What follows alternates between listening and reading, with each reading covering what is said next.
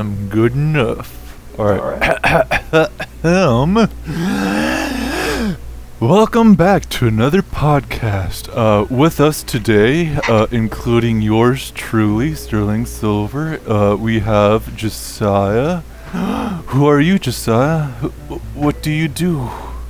Howdy, folks. I am what's known as the equivalent of a slug in human form. I attribute nothing, and all I do is eat garbage all day long. Quaint. Alrighty. Next we have our illustrious returning guest, John Limey, aka Coming Ready Black Wolf. Who are you and what do you do? 3, 2, 1, Henshin!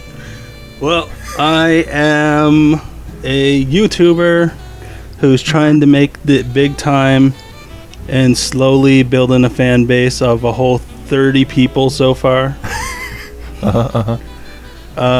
Some of which were like, hey dude, I love your music. And I was like, oh, I'm kind of retired now, but thank you. So I had that fun going on.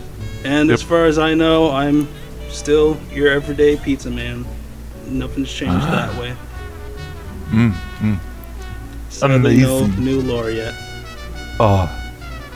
Alrighty.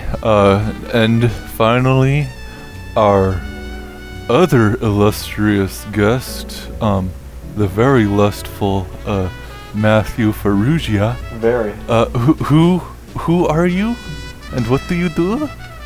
I kinda hang out, and I watch anime, and I drive forklifts, and there you go. That's me.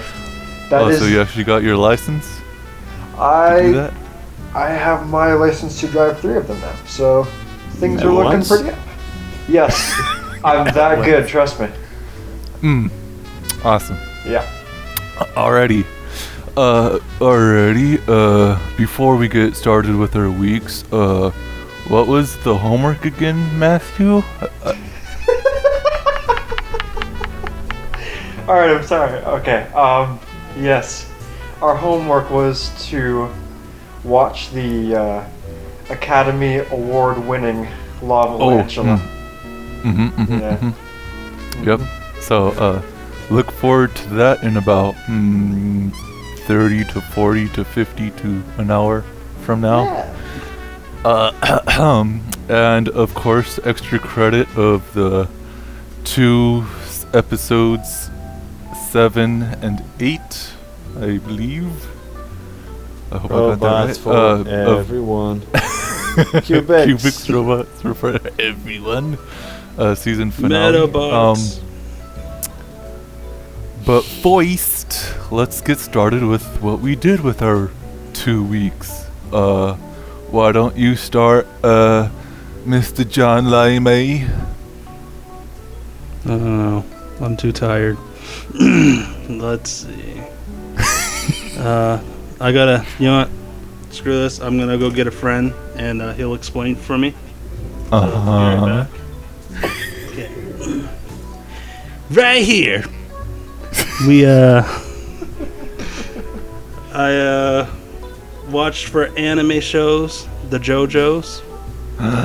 I finished the Kamen Rider series, Kamen Rider Forze, and as I said for a little review, it is 3rd on my list of favorite Kamen Riders thus far.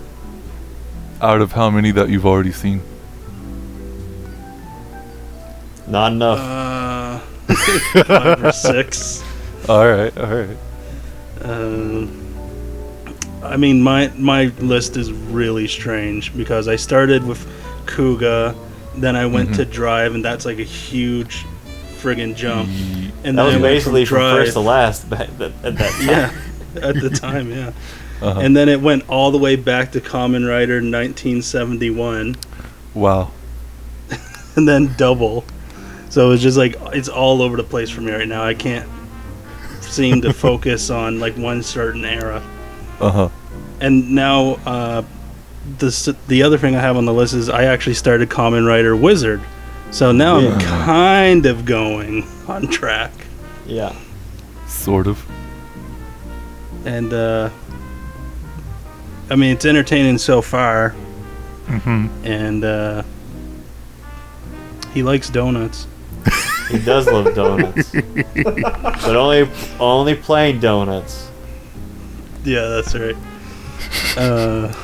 I do love his kick, though. He does, like, some somersault and the flip in the air. It's just fucking crazy compared to all the other ones. And like I pointed out, for Forza, so far I have not found a writer yet that I've liked their henshin more than Meteor. He just has the best henshin. At episode 30 of Gokaiger, which is Super Sentai, aka Japanese Power Rangers. Uh-huh. It's going good. They just met their 6th Sentai member, Gokai Silver, who's a goddamn goof. Oh, so they met their Krillin of the series. Who's just there for comedic relief. Well, I guess he's kind of powerful too, just like how Krillin's powerful for a human. Right. Gross. I mean, he's not Hercule, but who can compare themselves to the god Hercule? Of course. No one. Definitely when he goes Super Saiyan, because what? He's a Saiyan? Wait, really? I saw an image of that and I was like, what? I don't want to spoil it for you guys. Mm. I know the actual context. Is it something supposed to be funny and in jest? Now, Sterling, we've known each other for a long time. And, I mean, is there anything in the Dragon Ball series that would ever portray Hercule in a comedic light? He's the most serious, most devoted, nay, the most awarded and most deserving fighter in the entire show. I do not think we need to second guess how he would achieve such a new level of power. Exactly. I mean, just look at him in GT. Or not. I mean, I'm sorry. What are you talking about, John? What's GT?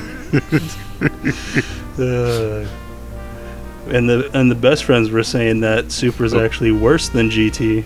No. Apparently so. No, it's not. It's definitely not as good as Z or Dragon Ball the original, but it's at least 2-3 steps up from GT. Which is huge. Yeah, those are some pretty big strides.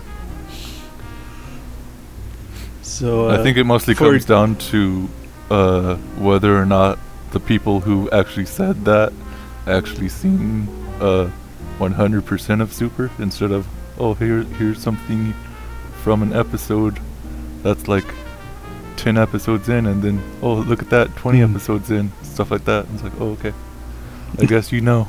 I do have to make a bit of a controversial statement in the sense that some of the best fight scenes in Super are actually better than some of the best ones in Z. However, that being said, the low points of Super are way worse than the low points of Z, so it's a bit extreme on both ends, but I don't know, that's how I look at it for its combat. Yeah. I can say Super has Beerus, doesn't it? Yeah, Super well, it's does beer. have beers. Beer. Well, his name's actually Beer. You know, like the drink. And then I think his name's supposed to be Anubis. No, he's lying. Shut your filthy mouth. Because his twin brother, the ruler, the death god, the It's Lord called of Wine. Destruction, from the next one is actually named Champagne, but they call him Champa for short. Yep.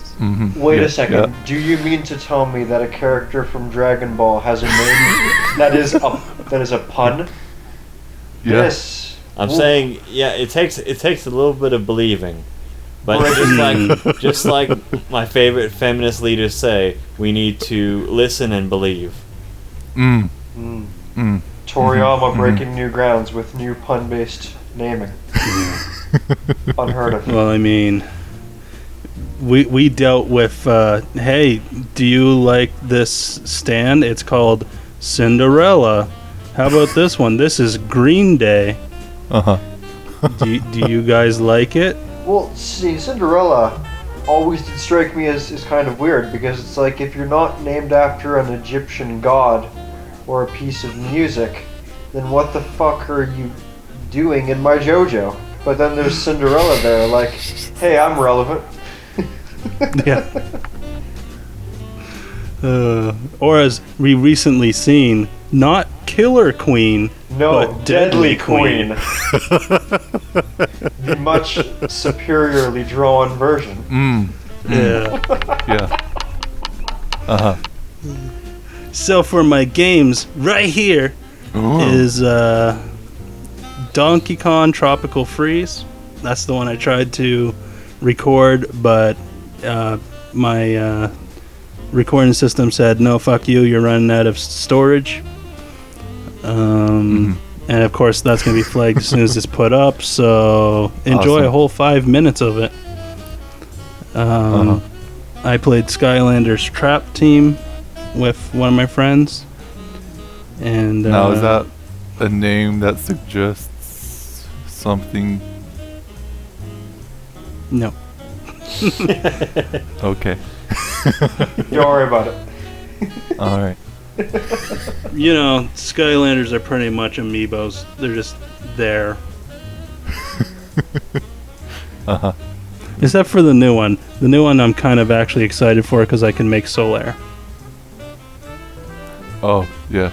Because, yeah, you can actually make your own Skylanders in that one.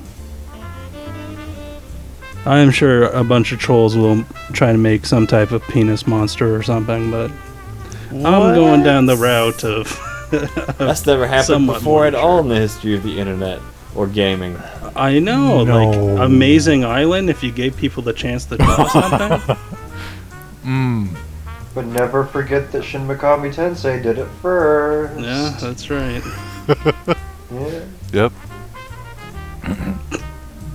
Well, technically, Custard's Last Revenge. Yes. Gotta get that red velvet case in the back of the game shop. Gotta get that. You gotta get that employee who's over 18 to go unlock it from the back storeroom. We've all been there.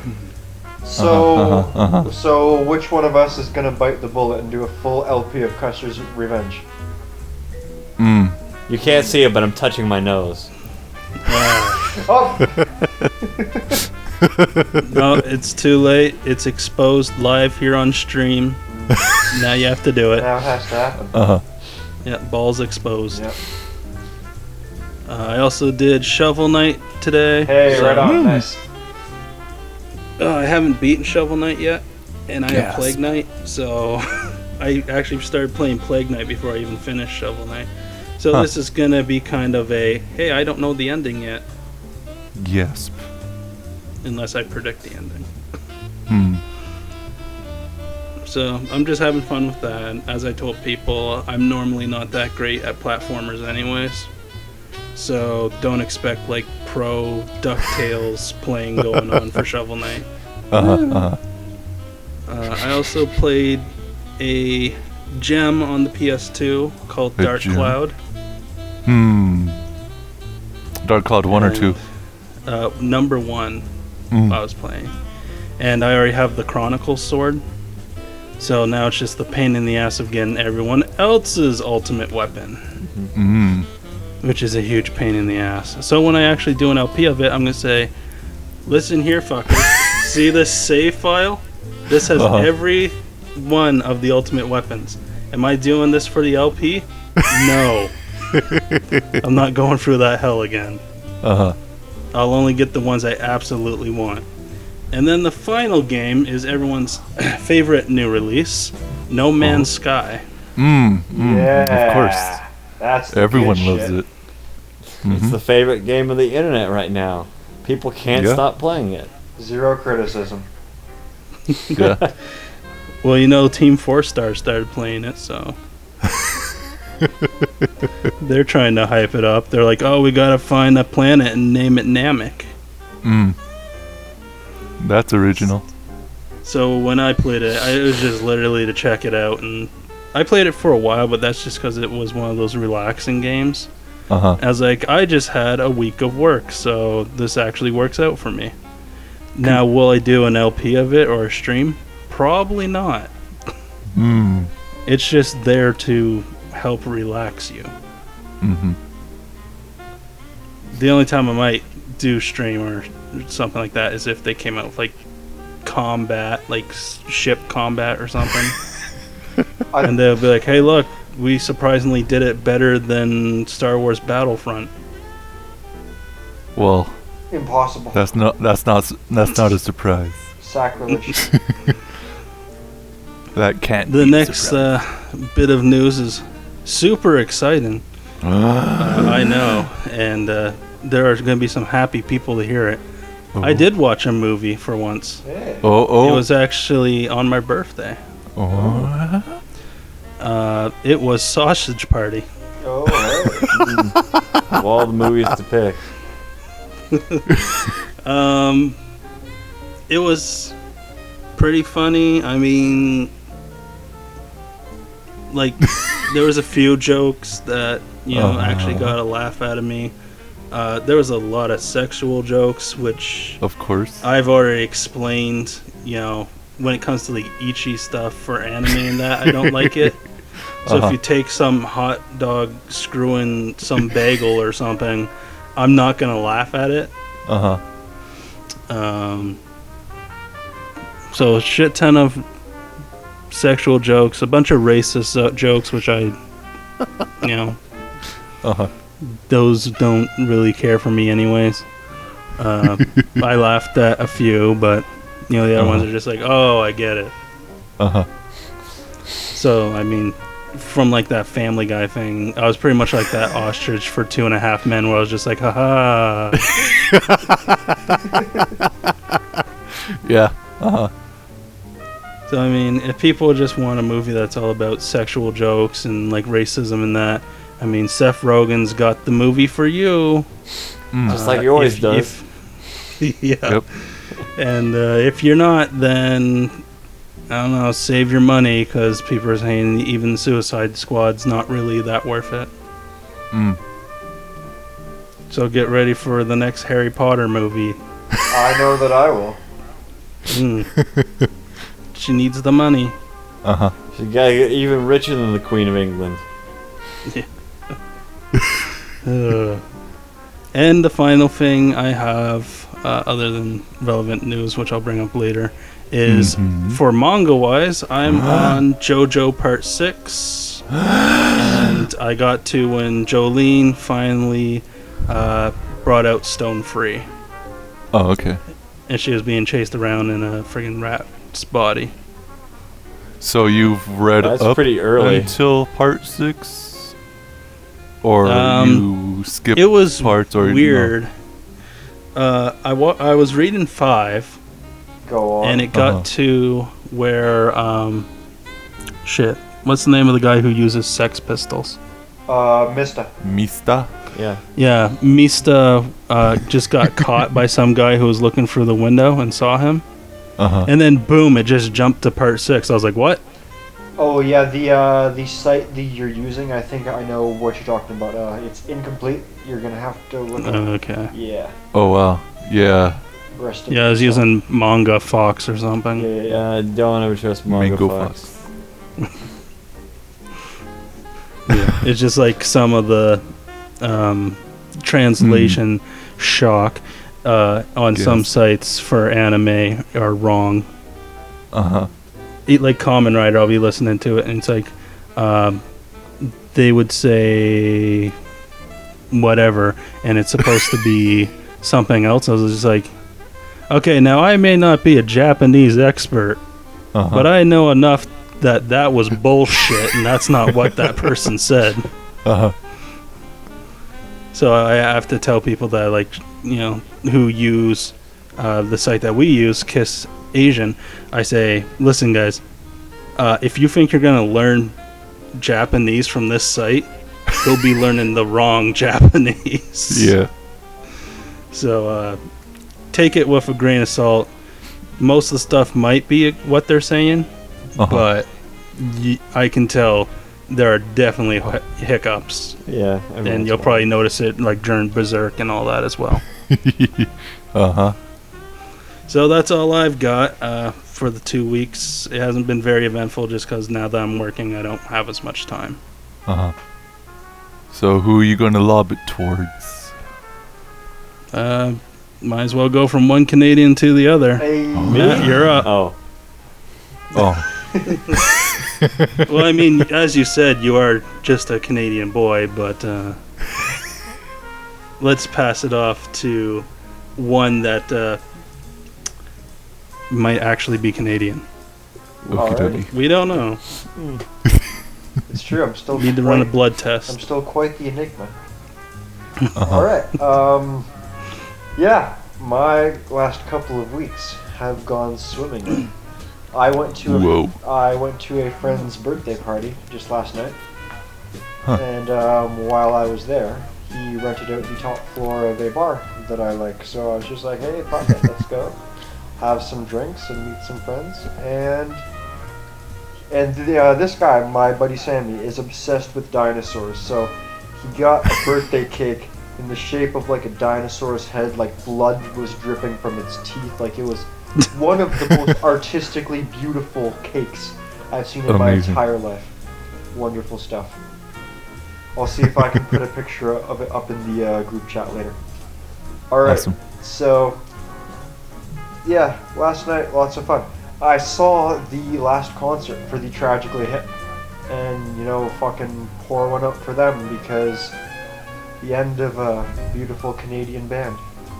So it's a bit of a bittersweet night. So that happened. Cool. That was a beautiful concert to watch. As for myself, I got myself a copy of Fire Emblem Awakening, and that game is okay. No, like for real. Possibly my favorite Fire Emblem yet.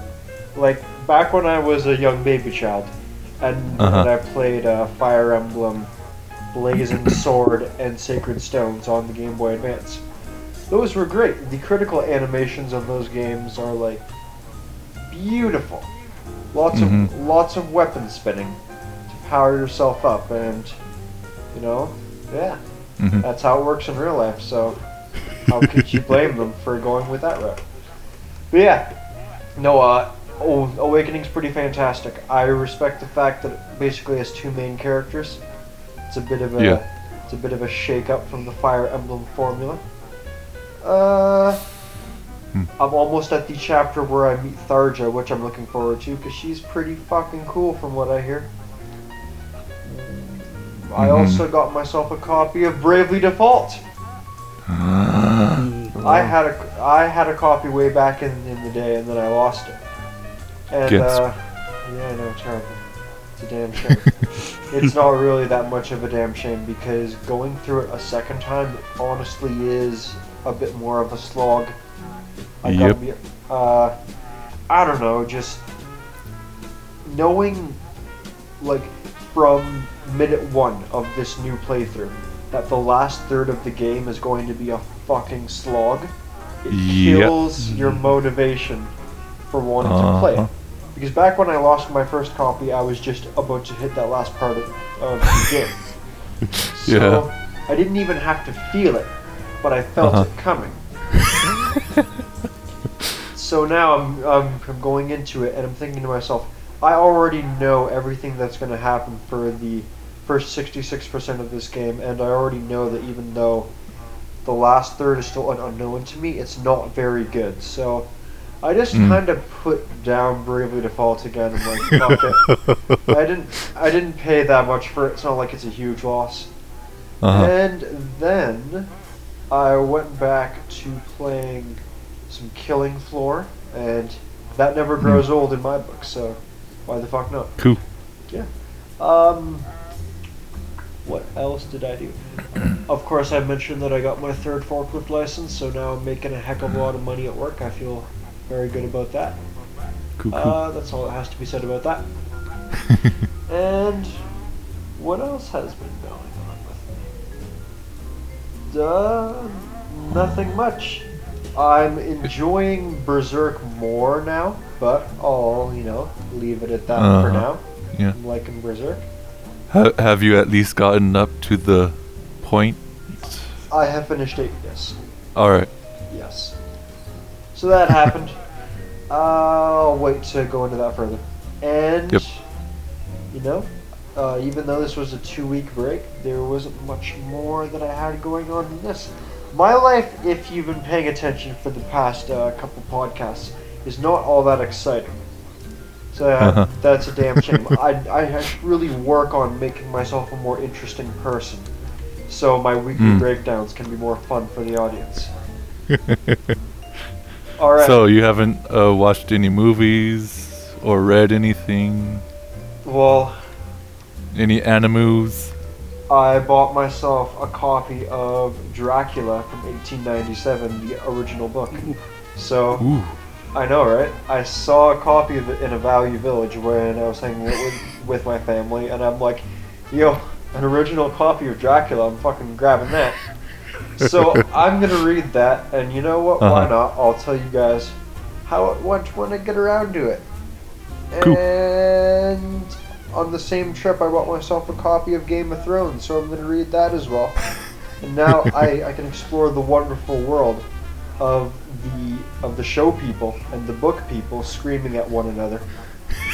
Delve into that fantastic, absolutely not toxic mire of fucking trash. I need to work on my sarcasm. It's not subtle enough, is it? Alright. Yep. Okay, sorry, go on. Your day wasn't completely boring. I mean, you were down on the floor with the dinosaur, so everyone got down on the floor. Listen, listen. Everybody walked that dinosaur. No, that's what I was gonna say. We can't do this. We can't turn the podcast into nothing but me singing because I'm sorely tempted to right now. That's not what the people. That's not what the people came here for. It's alright. For me, just mentioning it, we already got a copyright strike. Alrighty. Well done, sir. Oh right, fuck! I almost forgot. Damn it! I'm such an idiot. I told you guys that I would give you a fantastic breakdown on how much I love Shining Force 2 2 weeks ago. Yeah. Fuck. I've gotten back into Shining Force 2, and damn it! It's like taking little 9-year-old me and giving him a big old hug, a big old embrace to my child self, and him hugging me back equally hard. Because I don't know if I can do that. Yeah. Or I don't know if I should do that. Break the poor thing.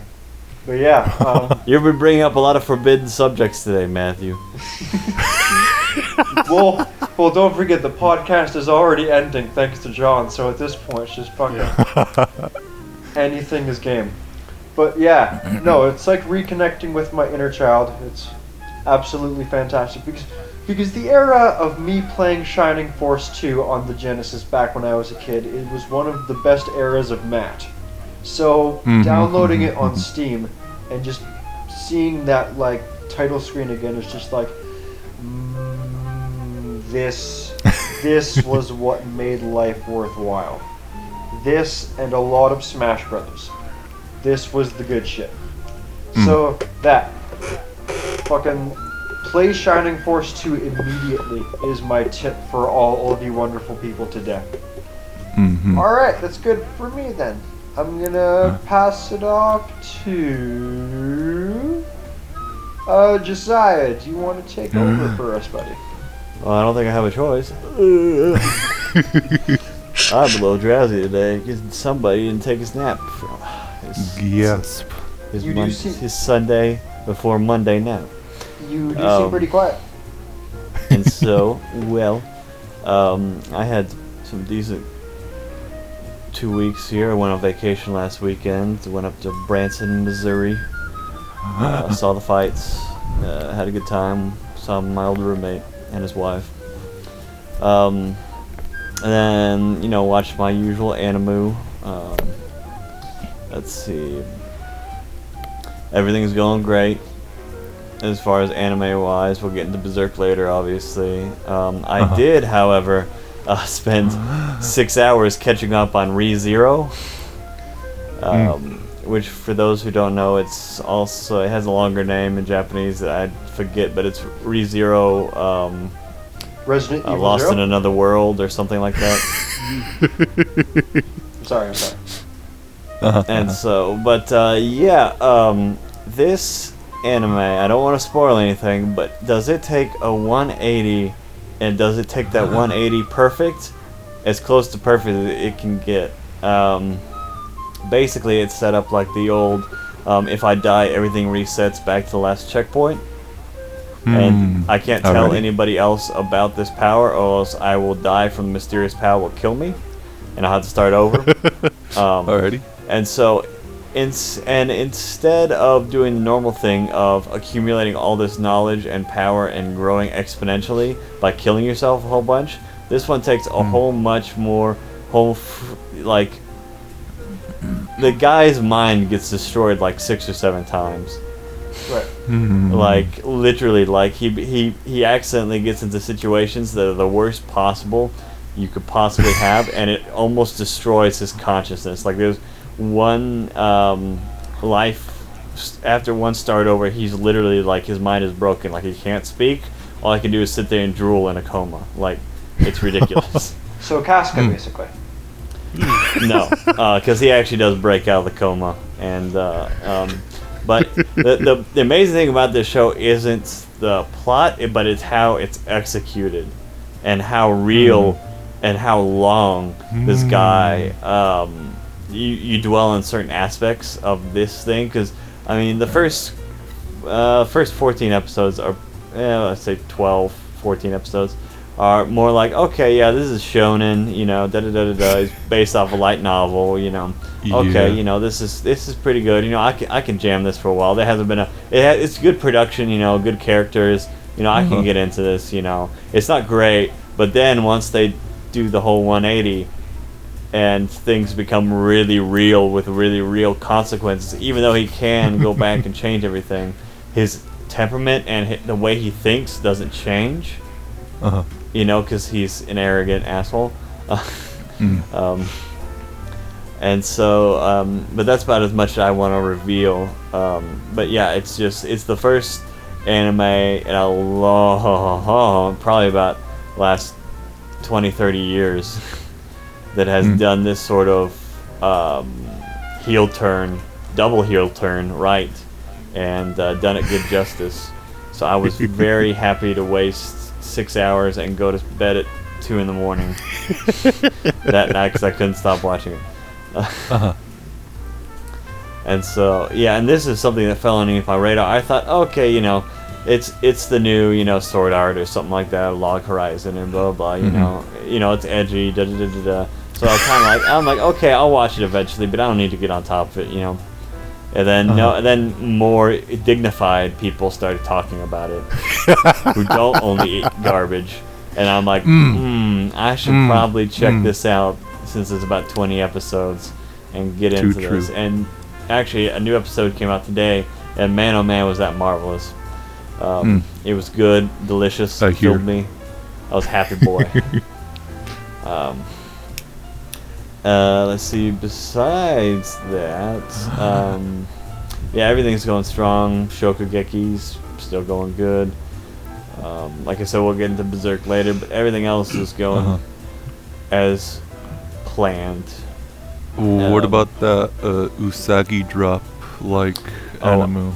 Let's see. I forgot the name. Ama to Inazuma. Yeah, that's we had a very decisive Is that still episode. going? Yeah, we had a very decisive episode this last week, in Decisive which a little girl, dad, so single parent, little girl, father gets sick, Little girl doesn't know what to do, so she has to go out and venture on her own.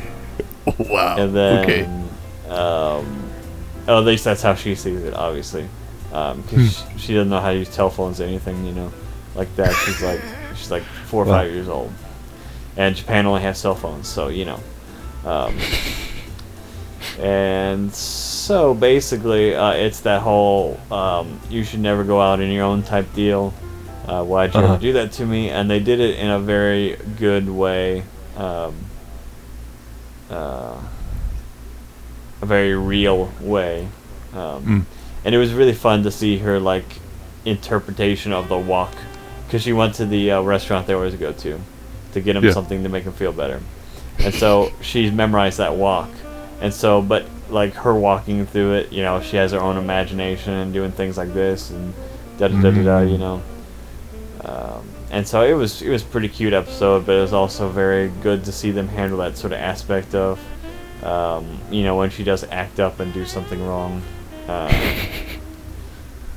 So, all part of that realistic child wall that you have to get over to make a good show like that, instead of just playing towards the useless tropes that everyone's been using since the beginning of time to describe children. Yeah. But no, that one's still going. I think that one's 24 episodes, I think. So we should be getting towards the end. All the characters have already been assembled for the main cast for quite some time now, so we'll see. I haven't actually checked up on it recently. It was always question mark when I first started it. So, but that was because it was kind of confirmed late. Well, late for the season. It was one of the last shows to get confirmed. So, but moving on from anime, we'll go into what I watched. I watched a whole bunch of Scrubs with the Gal Pal on last Saturday. Because Scrubs, duh. Why would you ever not watch Scrubs? Of course. And then this weekend, my car battery died and I couldn't jump it. So I've been stranded at my house since yesterday. And because I have insurance that it will get it towed and I won't have to pay for the towing. But my repair guy isn't open until Monday, so wow. I have to wait until tomorrow to get it towed to his place. So hopefully it's just a battery, because not even the center console will come on. And whenever I honk the horn to lock it up, it's like whir, whir, like the horn's dying in misery. So I'm pretty sure it's an electrical problem. But it only has about 85,000 miles on it, so it's still pretty. It's not as fresh as it used to be, but it still shouldn't be having any major trouble yet. But so, in lieu of that, besides watching the homework and getting everything else done earlier than I usually do, because I had plenty of time to do it because I was stuck at the house, I decided to go and watch some H.P. Lovecraft inspired films or adaptations, one of the and so I started out with From Beyond, which I believe is in 1986 cult drama film. It was quite good. It is a story about two young scientists trying to expand or induce the pineal gland to enhance the third eye and to see things that we cannot normally see. Yeah. And so, if anyone hasn't seen this, it's done by the same special effects director is done by the same guy who did The Thing and very nice. Aliens and a couple others. Really big, really high budget ones. This was actually a pretty low budget film. Seeing as there's only about a cast of 10 people, and there's only 2 major locations. But thankfully the rest of that budget was saved for the dynamic special effects they used. It was great. Every time you kept seeing the main bad guy, he kept shifting forms. It's great. And then also, those fish off that weird game? I forget, it was like a Sega or like Dreamcat. I can't remember what it is, but you talk to the fish. And Seaman? Yeah, Seaman. Mm-hmm. Yeah, the guys, whenever your pineal gland grows too much, you get one of those little antennae out of your head. Yeah. And so it reminded me of Seaman a lot. And I'm like, oh man, I wonder how this ties into that, or vice versa, Uh-huh. So that was interesting, because that's like one of the big parts of that movie. And so finished that one. It was great. I would definitely give it like an 8 out of 10. The practical special effects were great. The cast acting was great. It felt believable. It had that 80s charm to it, like that creepy 80s charm that we can't ever seem to recreate, even if we tried these days, because they try so hard and never get close. But except for a couple individuals. This is true. But after that one, I watched. Let's see here. It was In the Mouth of Madness, which is actually an H.P. Lovecraft, book. It was a delightful treat, starring everyone's favorite Sam Neill. AKA Jurassic Park Man.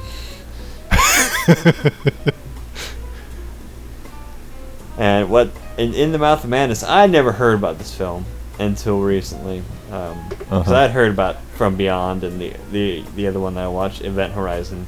Of course, I've seen that one before. But as far as these sort of classic movies go, this one was a little bit out of my environment. I hadn't ever heard about it, or especially since I had a lot of friends in high school who were really into Lovecraft. I was very surprised to actually find out that I didn't know anything about this movie before watching it. Cool. And so basically, it is Sam Neill is what you call a con man catcher. He catches con men, mostly for like insurance fraud, theft, things like that. Stealing from the company, basically white collar crimes. And so he is hired by this publishing agency to go find their novelist who went missing. His name is Sutter Kane, and he writes these amazing books that outsell any other books in the world. But this funny thing happens is that if you read his books, some people start to go a little crazy. They start attacking people, become very violent, agitated, and so that whole mystery is going on in the world while Sam Neill is trying to find this guy. So basically, he tries to find some leads. His agent nearly kills Sam Neill, and then he gets shot by like policemen like 16 times because he has an axe and he's trying to attack him in a cafe. And then so then he has no leads, and so he's like, well, I'm gonna read his books, try and find out more about him. So he reads all of his books, and then he starts having these terrible nightmares. Then something sticks out to him, and eventually he does figure out where Sutter Kane is, and it turns into this giant end of the world, opening the gate for the Elder Gods type situation, which has some of the most beautiful practical effects I've ever seen in a Cthulhu-themed movie. Let me just tell you, there are some mad beasts in there that you get some pretty good shots of. They're just like, those models must have been thousands of dollars. Like it was like top-notch, cutting edge. That's probably the best practical effects I've ever seen in my life, as far as like creatures. And the variety of them. I mean, there was a grand variety of them. Like, there wasn't just like 3 or 4. There was at least 7 to 10 of these hulking beasts that you got a good look at, which is something that you wouldn't see, outside of a Hellboy film, Yeah. And then, of course, the last movie that I saw, which I've already seen before, is Event Horizon, and that's always a trip, especially when it starts out with that terrible early 2000s CGI in the very beginning, and you're like, ugh, my eyes, why was I given the gift of sight? But after that, it gets pretty good, and there's only a couple bad scenes about that. There's actually some pretty good practical effects as far as like the body work in that one. But as far as that goes, Event Horizon, I appreciated it a lot more this time around than I have previously. I think I'm just getting either better tastes, or I just pay attention to movies better than I did when I was younger. Yeah. But I enjoyed it much more than the first 2 times I'd seen it. So, and the acting, Sam Neill, and the rest of the cast was pretty darn good. It's hard to find these creepy thriller, like these type of the unknown out there, without it just being jump scares these days, or just like they can't get the air thick with suspense for some reason, or the actors are just terrible. And they can do some scenes but not other scenes. But I mean, these 3 films that I just kind of picked out at random from this list of H.P. Lovecraft adaptations / inspired films were really, I was very surprised. Cool. And so I was very happy with that. But as far as video games go, I played a whole bunch of GTA 5, played Pokemon Go. I'm probably going to be moving next month into a new place, so I've been kind of not doing as much video games, trying to get everything together, trying to clean up the house here, make it look nice when I move out. And I've also been cooking almost all my meals and staying away from junk food, so good for me. Yes. But that was about everything that happened in my last 2 weeks. What about you, Mr. Silver? Whoa. Well, I've seen about 4 movies. I'll save the worst for last. But I'll start with the best first. I watched a movie that was based on a play, and it pretty much plays out like a play, in which it's very polarizing for people who don't know what plays are, go into it expecting a movie, and then come out of it questioning every little thing that was pretty much answered every step of the way, but because of the first acts, it's pretty much, I don't want to watch this. But Glenn Ross, 1992, was one of the best films I've seen in the past 2 years. It's basically about real estate salesmen, and they're given the news that only the top 2 buildings out of the 3 people that are there, well, actually 4, whoever is on the bottom 2, they're going to get fired. So that's pretty much how the whole movie plays out, but it's in acts of 3.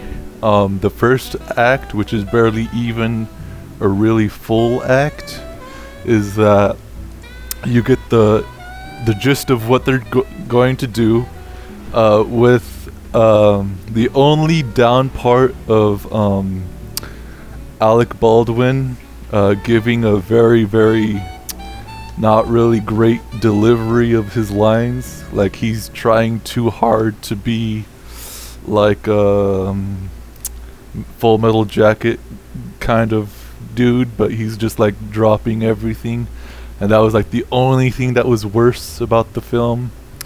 But everything after it was pretty much golden.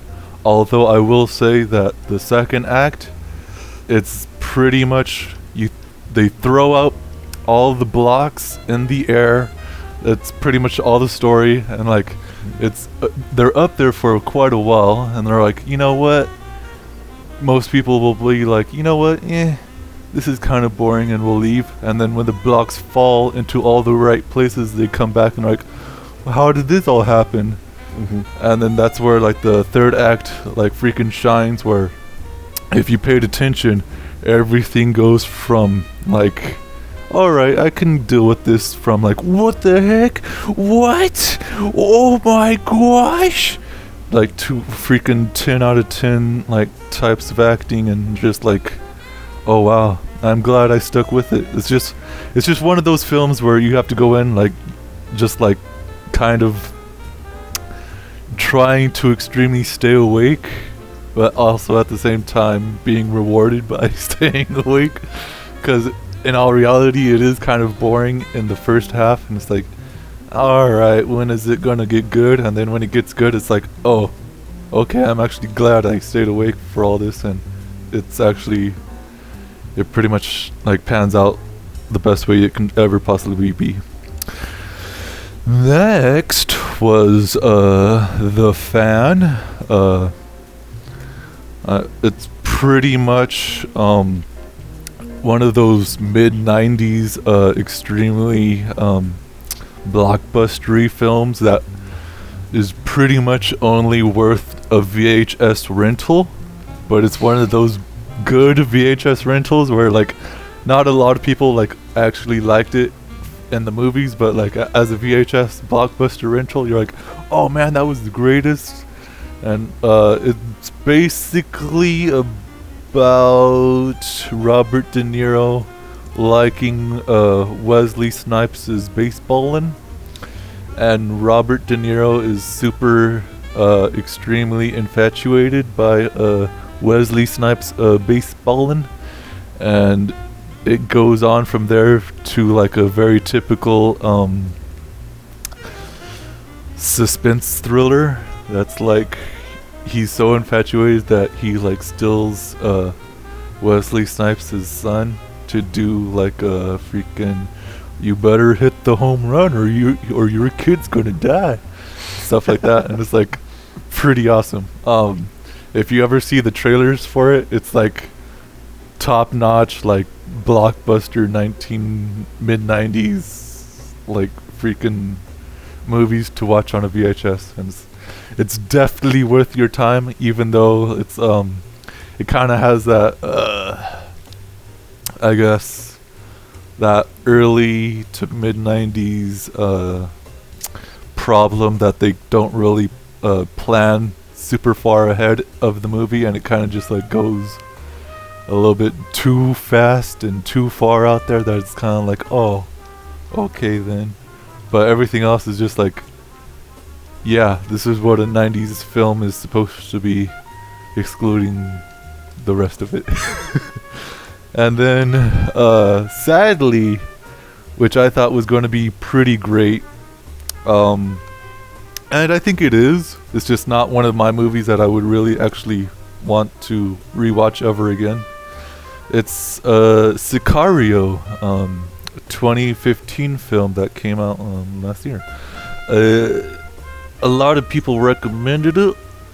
It has high reviews, and it's basically about FBI agent woman going on a drug raid thingamajiggy into Mexico and then Arizona, and then going into the tunnels of drug busting stuff. And it's cool in the way that the cinematography is, but the acting and the pacing and all that stuff is kind of extremely slow, and it's like but at least it has Josh Brolin and Benicio del Toro in it, so it's not all bad, but it's a movie where it should have been one of my favorites, but it wasn't. But I'm pretty sure that if enough people watch it, it'll be good for them, just not for my tastes. The last movie I seen, which was at the theaters, ooh boy, was it the greatest movie I ever did see that I wished was so much better than it was, which was Dumbo 3D. Suicide Squad. Oh yeah, I did notice your review of that. How could I forget? Oh my gosh. This was one of the movies where I wished super, super hard that it was going to be at least a guilty pleasure of mine. Like, at least. Like, even if it wasn't good, I was like, you know what? Maybe I'll like everything about it in a bad sort of way. Right. But, no, not even that close. Is it better than Batman v Superman, though? That's the real question. It's very hard to tell. It's very, very, very hard to tell. Like, some people say yes, and that's mostly from the people that are like extremely into DC, that like kind of coat their eyes with DC With the blindness known comic as DC. books. And it's like, sure, you can go into this being a fan and coming out of it going, you know what, that was fine. But to actual normal people who like actual real movies that have good story and pacing and very good everything in it, you'll pretty much come out of this going like, wow, that was a film that was pretty much butchered up to Hello Kitty land. Everything about it was like a letdown, because like, again, I went into it going like, you know what, maybe it'll be bad enough that it'll be good enough for me. But not even that. It was just bad to be bad. And like, I went into it thinking that maybe the Joker was going to be one of my favorite Jokers of all time. Nope, it's the worst Joker of all time. I went into it thinking that, hey, maybe Will Smith will be acting other than Will Smith. Oh, nope, it's Will Smith acting like Will Smith. Okay, at least that was fine. This time. Margot Robbie as Harley Quinn, I thought was going to be, you know what, this is fine. If she didn't talk, she'd be fine, right? Nope, not even the acting and everything else, and pretty much cringy dialogue and acting all came out of nowhere. And even that freaking extremely panned out bar scene, which was super hard to watch, every single line being thrown out of their mouths like they were trying to spit up some kind of awesome cringy dialogue that would be super edgy for everyone, but just made me die a little bit inside. And then every other character is pretty much needlessly there. Freaking man, Sterling, yes? I have a question here. I hate to cut you Yeah. off, but that you're kind of winding down there. I've heard from several important internet people Yes. who I don't ever actually speak with back and forth, but just listen to, that the whole plot of the movie kind of dissolves and doesn't actually have a plot because it kind of makes up its own problem, and then yes. just doesn't sort of solve it. Yeah. So what were your thoughts on that? Oh boy. Pretty much what was supposed to be like an extreme, like I guess like a surprise turned out to be the most nothing at all type of thing that was seen from the beginning of the film. That was like, oh, hey, maybe that woman is not gonna, oh, okay, yeah, that was pretty expected. And oh, everybody surprised about that. Oh, they're building that up. Oh no. And then it got done with, and I was like, okay, that was the reason why I went into this movie, for that. Okay, all right. And like multiple times I kind of wanted to walk out, but I had to stay, because like, again, I had to stay, but also my friend was the one who paid for me, and I was like, you know what, I'm not gonna waste your money, but when I come out of this, I'm gonna pay you back, so don't worry. But yeah, and then there's so many things that could have been great about this movie, but sadly my eyes could not take this much bleeding. So that's like, oh man, whatever. It's a movie that I wouldn't really ever recommend ever. Like, at least with Batman v Superman, I would recommend it towards people who like want to see like a funny bad movie-ish that's kind of cringy, but this one has like the most potential that it could have had, but it just failed on every aspect of everything. And that was like the saddest thing. I was like, oh man, I wanted you to be good, but nope. And then with video games, I only like played like 3 things. One, which was of course Pokemon Yellow. Still going through that. Pretty much have Alakazam freaking pushing me through with his level 43 amazingness in a level 20s zone, which is funny because. Well, how'd you get an Alakazam? You have to trade to get Alakazam. I mean, an Adabracadabra or whatever it is. You mean a Kadabra? I was about to say, I'm like, boy, what are you doing now? You doing cheats, or you got someone trading with you, huh? Whatever, I don't know. I always nicknamed my Pokemon, so I wouldn't know. And I always get the Adabracadabra thing. I know, it's hard to remember. So yeah. It was Abracadabra, Alakazam. Yeah. Which was funny because like pretty much like at the precipice of like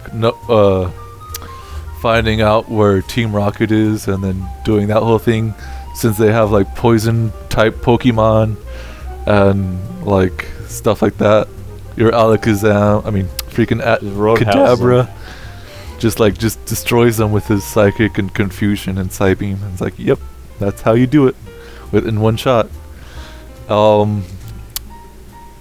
And then other than that, I found a new amazing way to hate on Battlefront, Star Wars Battlefront.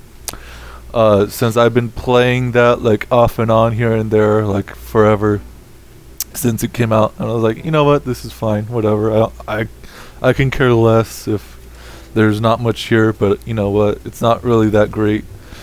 But I went back into Battlefield 3 not too long ago, and it pretty much like is like night and day, in which it destroyed pretty much like 30% of my prestigious platinum ability of Battlefield 3, which is like, wow, really, Battlefront? You gonna do this to me now? Okay, fine. So I had to like kind of like build myself up to where I can feel good enough for Battlefield 3, so that when Battlefield 1 drops, I can get into that and be done with Battlefront for like the rest of my life. Unless EA or Disney thinks up a way to get it right. But but when that happens, I'll be I'm sorry, playing it's Battlefield just, 1. yeah. I don't mean to offend you, Sterling. It's just Yeah. that is literally never going to happen. Yeah, I know. Yeah, It's a sad reality that we must all confront, but you know. A man can dream, though. It's fine. Yeah. So on to shows / anime. I'd like to start off with the show that I watched because of everybody hyping it up, and with fair reason to be hyped up, but coming out of it going like, oh, I guess that was okay. It's a good show, but I don't think it deserved all this hype. What is it? Which a Netflix original series, Stranger Things. It's a really good 80s-esque show that kind of misses the mark on what 80s used to be. I'll be the judge on that. In the feel realm, it's pretty much there, but in the visual aspect of what you're seeing is kind of like, oh, they're using extremely outdated CG effects on everything. Oh no. But at the very least, they were smart in keeping that to the most minimum as they could, and they kind of cheat in areas where things are super dark and stuff like that. And I was like, okay, this is fine, but it's still kind of like I'm reminded of Sarah Connor files of Terminator, the show. I'm like, oh no, not this again. There was a Terminator show? Yep, Yeah, the the Sarah Sarah Connor Connor files.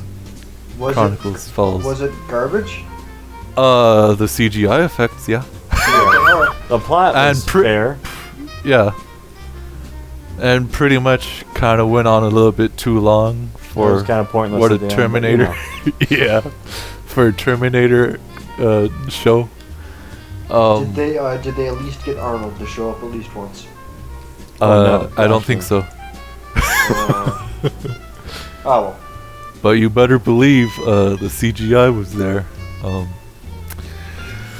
So yeah, Stranger Things, I actually really recommend it. It's just don't get your hopes too high. Just like bury them like 50% under the ground.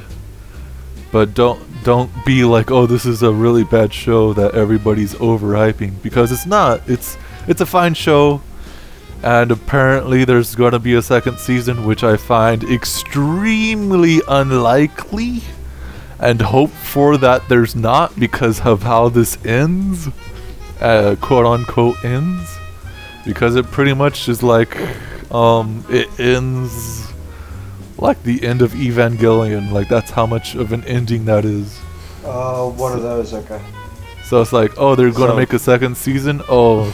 So they're going starts playing Comsessor Todd.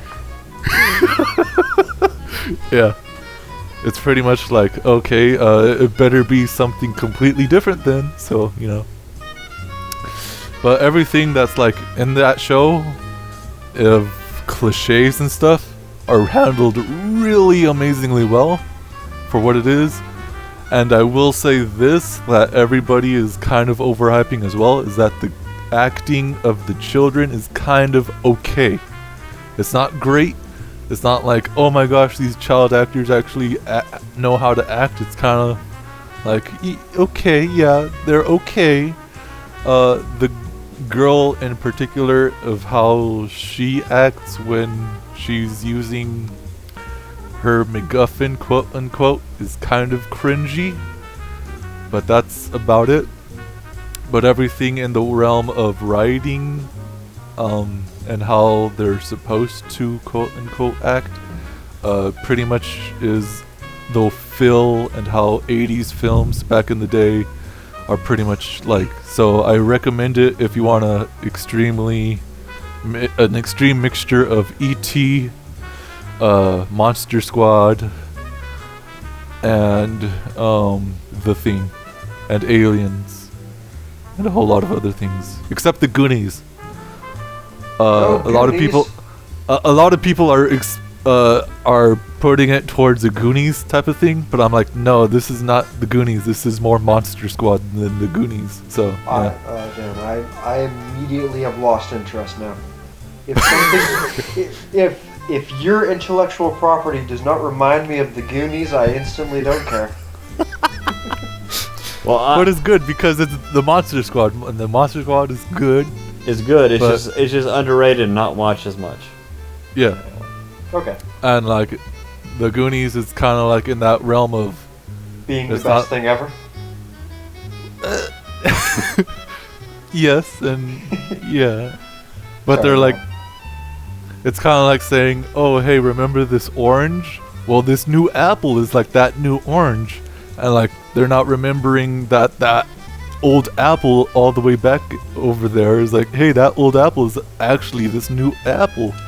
And it's kind of like that. It's like they're comparing this to the Goonies, when this is not even the Goonies. It's more of the Monster Squad. So that's pretty much where I have to say about that. Well, and then I other guess I'll show. have to pick it up to see how I feel about the 80s feel then. Yeah.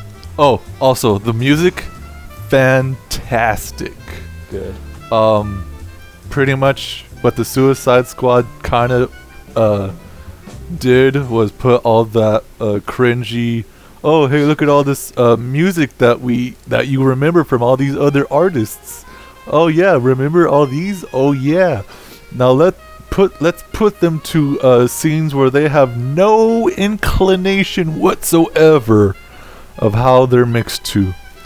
And it's pretty much like that, but Stranger Things does it in a way that's like, oh my gosh, you're gonna want me to listen to that all the time while thinking about Stranger Things. So that's a good thing. So other shows that I watched The Wild Thornberries. I'm going through that whole thing, Yeah, and boy. apparently when my like little child self was watching this and thought it was boring, I have to go back and punch that face of mine right there, because like The Wild Thornberries is actually pretty great. It's like pretty much the Rugrats, but in the wild, and it's fun and enjoyable. It's like, it's not the greatest thing, but it's fun. It's really good. And then I watched some more 80s Teenage Mutant Ninja Turtles. Still pretty much fine. Still on the second season, which was like pretty much not the greatest one that I think of it, but it's fine. And then Animu, I've just been like torrenting over Blackjack. Yeah. It's pretty much legally, the greatest. legally acquiring. Well, torrenting as in the streaming lake metaphor. Here comes for Mr. Snip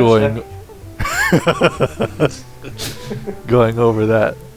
Cough, cough. As in, but yeah. I'm torrenting, as in I'm getting so much anime, it's like a torrent of water flushing over me. Yep. That's what I was saying. Yep. Blackjack is great. The television show is kind of like gets away from the blood and gore aspect of it, which is kind of like weird Refreshing. at first, but like it's a little bit more like, okay, they're explaining this in a different way that you don't really need to see all that blood and gore that the OVA did, which was very, very good and great, and it's fine. I'm liking it as I like the OVA. It's still pretty much the precipice of a good doctor show, and that's about all for that shows in Animu. And one little thing, I'm like 2 volumes away from the end of JoJo Part 6, and I pretty much already found my favorite stand of all time, and this is pretty much my only like personal favorite. And I will ask each and every one of you what yours is in a second, if you can muster that. All right. But I will. I may not be able to remember the name, but I remember the powers. I will I'll see if I can help. begin. I will begin with it by saying my favorite is Jailhouse Rock. And if you don't know what that is, or you don't remember, Jailhouse Rock basically makes the opponent or whatever that is affected only able to remember 3 things at once. And if you go over that, everything that you know before those 3 things gets forgotten. So if you the fights with it is like some of the best I've ever come across so far, even though not knowing a whole lot of 4, 5, and 7, and 8. But like from wiki stuff, I kind of gather what I'm supposed to know. But Jailhouse Rock is pretty much what I always imagined a dream match would be for a stand, which was getting all this information and then forgetting every single step after the 3rd one is like fantastic and extremely like plays brain. well. And yeah, there's like a lot of scenes of the fights where it's just like, oh, then let me counter by looking at this water, which is only 1 fact, and then I can see all these bullets over here, so I don't have to like look at each bullet, and then every 3rd bullet I miss, and then it hits me, and it's like, that's awesome for me. And then that's about it. So what are your favorites? Who has theirs first? I If have you mine can- primed and ready. Already? What's your favorite? I'm gonna have to say that I'm a Silver Chariot kind of guy. That guy's pretty sick. Now, Any extreme reasons? Probably That because would it goes make- berserk and starts killing people. yeah. Fencing is radical. There you go. Uh-huh. That's the whole thing. That's the whole okay. thing. Alrighty. It looks stylish as hell. Like when you see Silver Chariot get into a clash with a good old Star Platinum in the new Berserk, like Yeah. you know, like there's one thing between like being able to just punch a dude and do your auras. But like fuck, man. If you can throw some swordplay into that, then you've literally hit the pinnacle of fabulous style. You can't beat Silver Chariot. However, that being said, Crazy Diamond, very strong competitor. I love it for how much it fits Josuke thematically, in the sense of him being just a genuinely wonderful, nice guy that wants to help people, and him having the perfect stand for helping people. It feels good. It feels good right here. So I can It's very keep nice. breaking your bones, heal you back up, break your bones again, heal you back up. Thus, basically the perfect torture machine. Very, very, very gentlemanly. Very wonderful. Josuke. I also do love the fact that it added another little interesting quirk about his character. That Josuke is incredibly reckless in regards to property damage and things of that nature. It's made him a bit of a reckless fool because he's never had to worry about that because he can easily fix it, which adds a bit more flaws and complexity to him. And I'm all about that kind of stuff with my characters. I like some good flawed characters. It makes you interesting. Also, one of the main reasons why I dislike Superman, but I'm not going to get into that too much right now. Does anyone else have their stand that they love dearly and enjoy? Any other favorite stands here?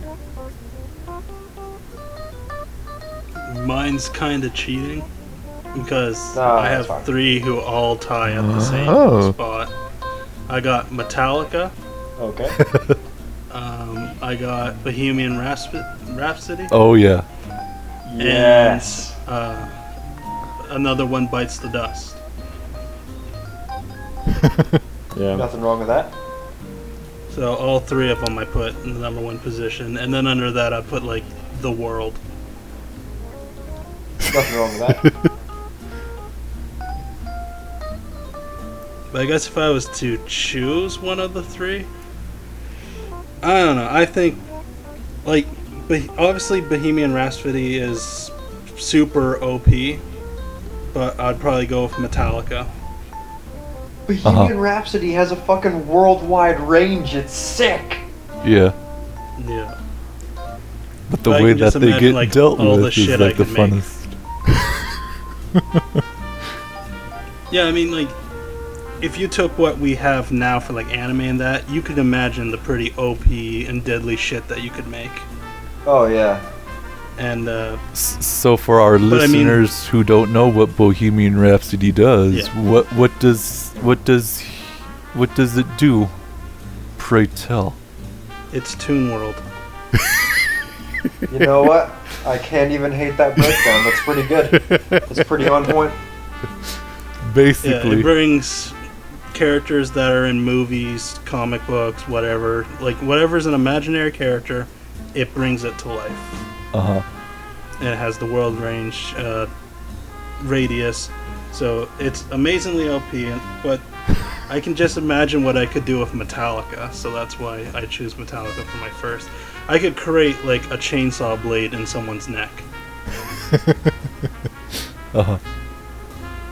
Because if people need to know, Metallica is you can take anything metal and form it into anything Yeah. else metal. It makes you Magneto, basically. Yeah, and since you have metal in your blood, you can use that as well Uh-huh. to make either things inside the person or just, like fucking do the airbender shit where you're actually doing blood bending. Yeah.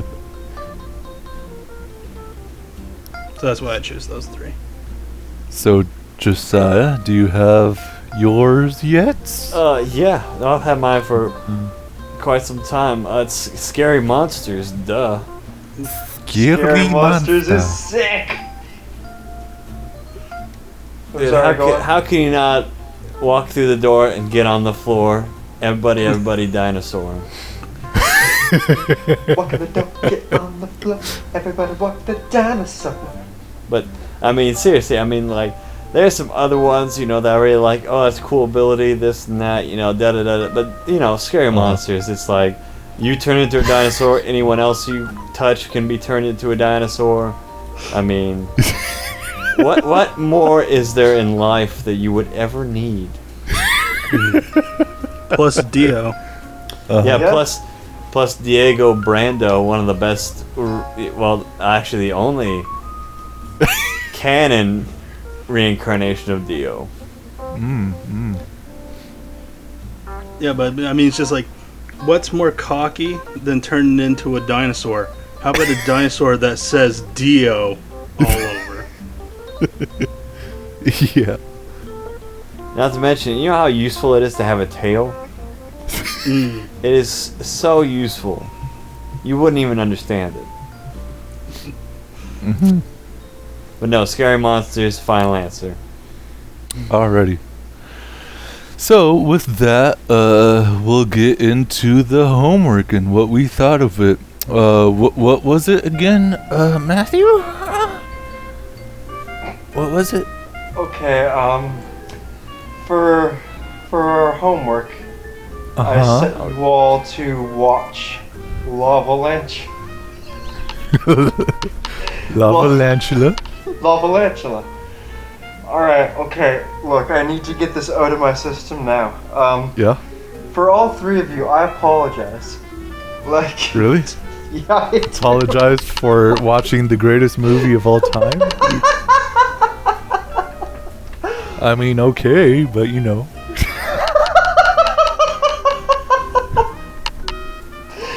Alright, okay.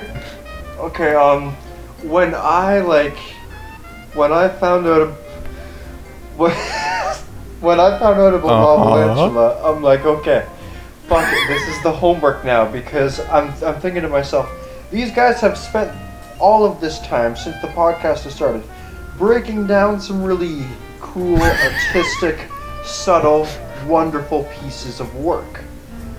Yeah, So then- exactly like that Neil Breen film, right, Josiah? Yeah. Well, this is a different kind of amazing. Yep. So then I'm kind of thinking to myself, you know what? These guys need a break. These guys need a chance to just have a little bit of fun. And the first 15 minutes of Lavalantula. I can't say the fucking name of that movie without laughing. I'm sorry. So the first 15 minutes of the movie go by, and I'm thinking to myself, oh boy, Josiah and John and Sterling are gonna fucking hate me, because I went into this knowing this was gonna be a fucking terabad movie. I did not anticipate how much so, though. Like, so that happened. So yeah, long story short, I asked the guys to watch the equivalent of Sharknado, except you swap out the water with some lava and you swap out the sharks with some spiders. And all right, fuck it. Who wants to do their breakdown first? I guess. Oh, me. I can go first. Please do.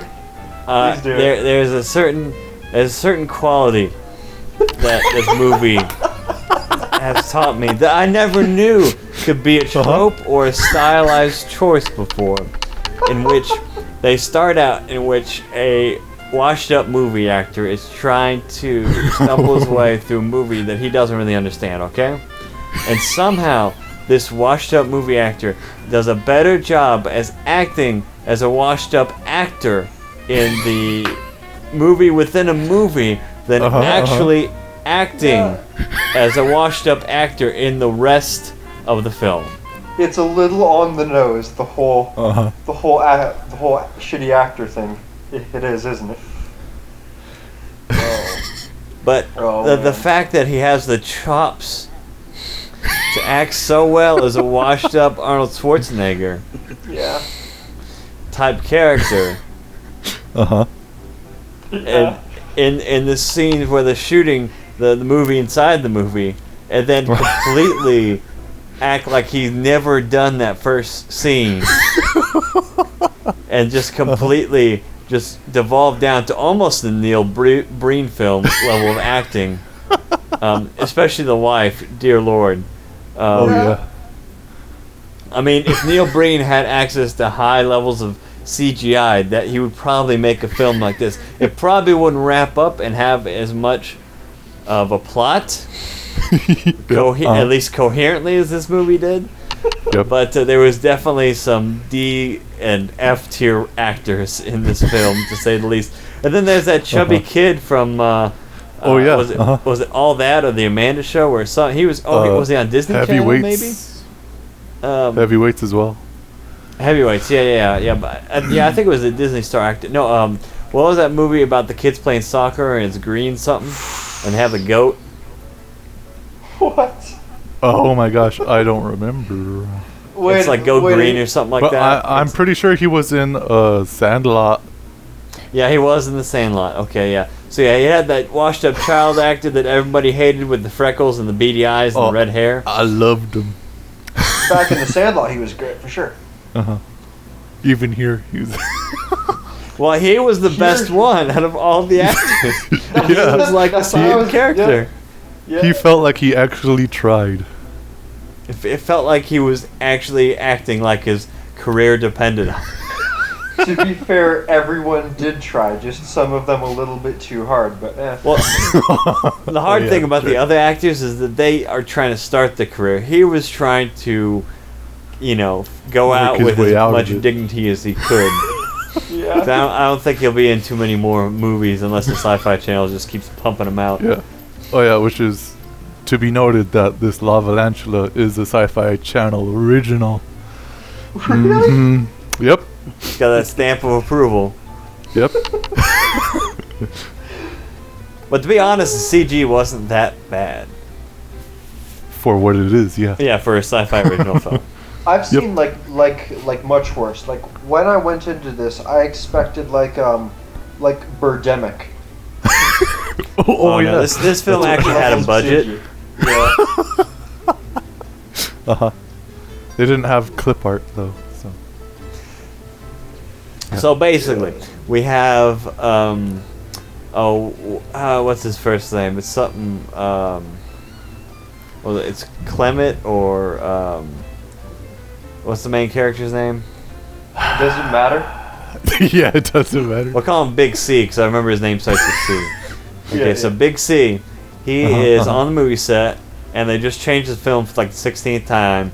They're going up and down with this film. He's saying, I can't work 16 hours on a film that doesn't have a definite script, which is an honest, complaint, so to speak. And so we learned that he's kind of a washed-up actor, later in his years, late 40s looks like, maybe mid-40s. It looks like he's been in a lot of films, a lot of crappy films lately. And so eventually he just gets into it too much with the director, producer, whoever it is. And so they fire him, talks with his agent.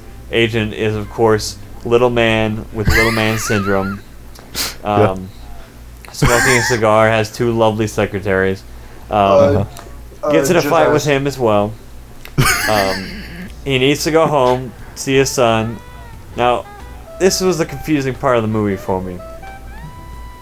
Was he supposed to watch the game with his son? Or was the son supposed to be in a game that day? Because I didn't really understand that. Because they didn't it's like either of those two would be a good enough conception of such things. By the way, Josiah, sorry, I don't mean to cut you off too much, but Colton West, the main protagonist. So yeah, Big C. Yeah, fuck it. I shouldn't have even said it. Fuck it. Yeah, just. No, but thank you. We need the actual facts eventually. No problem. But no, and so what I got from the movie was that he was supposed to go see his son's baseball game, but apparently he was talking about watching it with his son on the TV because both his mom and his son were at the house, and then his son just ditches and goes BMX bike riding with his buddies. Like doing biker tricks, not with like a motorcycle, but with like like a trick bike, which apparently is a very big thing in Hollywood, because there was like 10 guys out there doing it as well, like in one location that wasn't even a skate park. But I digress. And so so he says, "Oh, I'm sorry, can't make it home. It's LA traffic, can't get anywhere. Ha ha ha. And so he's stuck in the traffic. His son goes off to party with his friends, and by friends I mean a sausage fest with one girl they're all trying to get to. And then his mom's like, "Okay, honey, I'll just lay around the house and be a worthless piece of garbage because apparently my husband's having trouble finding work and I can't even get a part-time job besides teaching kickboxing, which he may or may not be paid to do." The way that she said it so lax and like, "Oh, okay, I'll just go to the gym and teach kickboxing," So he's on the Big C's on the road. He's kind of down on his luck, kind of pissed off at the whole situation. Then an earthquake happens. A volcano pops out of nowhere. Explosions happen. He gets out of his car because he's like, "Oh my gosh, what's going on?" And then a spider lands like 10 feet from him out of the explosion. And then he does the most heroic thing I've seen anyone on a cable movie do, in which he runs away from the spider as fast as he can, and the spider just takes another guy out by jumping on his face and melting it. And so Big C is like, "Oh my gosh, what's going on?" And so then he does, thank the Lord, this scene actually was very satisfying, in which he gets in his car and slams in the cars in front of it and behind him to make space so he can get off the road, which makes so much sense that nobody ever does that. Like, you don't see that. And that was probably the best thing that movie had to offer. As far as believability. And so he gets off-road, runs into some more spiders. Oh no, wait, he gets home. He tells his wife. Yeah. He's like, have you seen the news? And she's like, oh yeah, you were on the news. You assaulted that guy. And yeah, and da-da-da-da-da. And so, also, while this whole spider thing's going on, the news seems to also have the gall to try and report on his assault charges the night before, actively, while the world's kind of ending as well. But, you know, it's celebrity gossip, Hollywood. Mm-hmm. And so we find out that he actually didn't assault the guy. He was actually using self-defense. And the whole thing was blown out of proportion because he's a celebrity. Of course, his wife never sees those, you know, key moments on the TV. Of course. And so she's like, yeah, I saw the news. You assaulted that guy and you didn't tell us. You were in jail last night. Da-da-da-da-da-da-da. I'm worthless piece of garbage. And so he's like, okay, whatever you do, don't leave the house. Stay safe. You know, da-da-da-da. She's like, you're crazy. There are no spiders out there. You're crazy. Da-da-da-da-da. I'll go teach kickboxing class. Because apparently half of LA doesn't understand what's going on. Oh, yeah, I know. Throughout half the movie. Yep. And so he goes and he's trying to go save his son. He's like, oh, where's my boy? My boy. He's like, where's Big C's boy? And so he's like, oh, he went out, you know, trick biking with his friends, you know, on the other side of town somehow already on his bike. And so he's like, oh, okay, I'll go save him. You stay put. And he looks us straight in the eye. He says, stay put. And they touch foreheads. He says, stay put. And I may be exaggerating that point. But, so then he goes out. He accidentally sees a crater on the road. His tires pop because they melt. His shoes also start melting. And he's like, ooh, you know, he does the whole earnest face thing.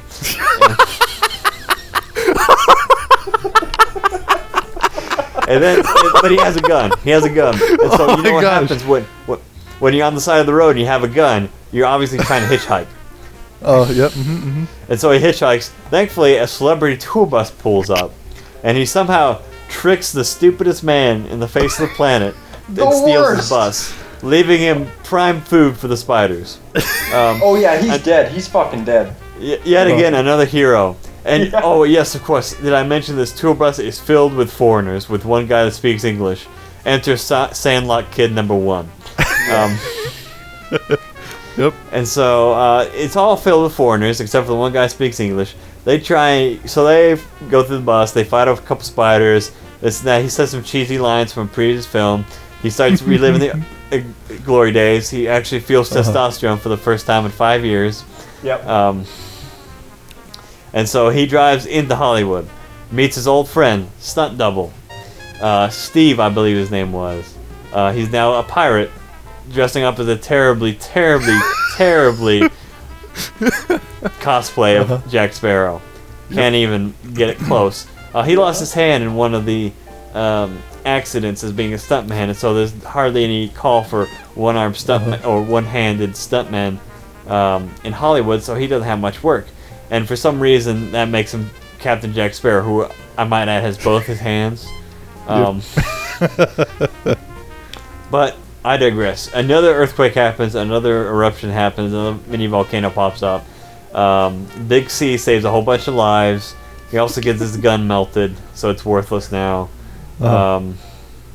His wife is also sitting at home, coming back from the kickboxing class. She gets attacked by spiders. No, first she's talking on the phone with his mom, Big C's mom, and she's like, "Oh no, I gotta get off the phone, sweetie. Yeah. Muffins is barking at something." And so she goes over.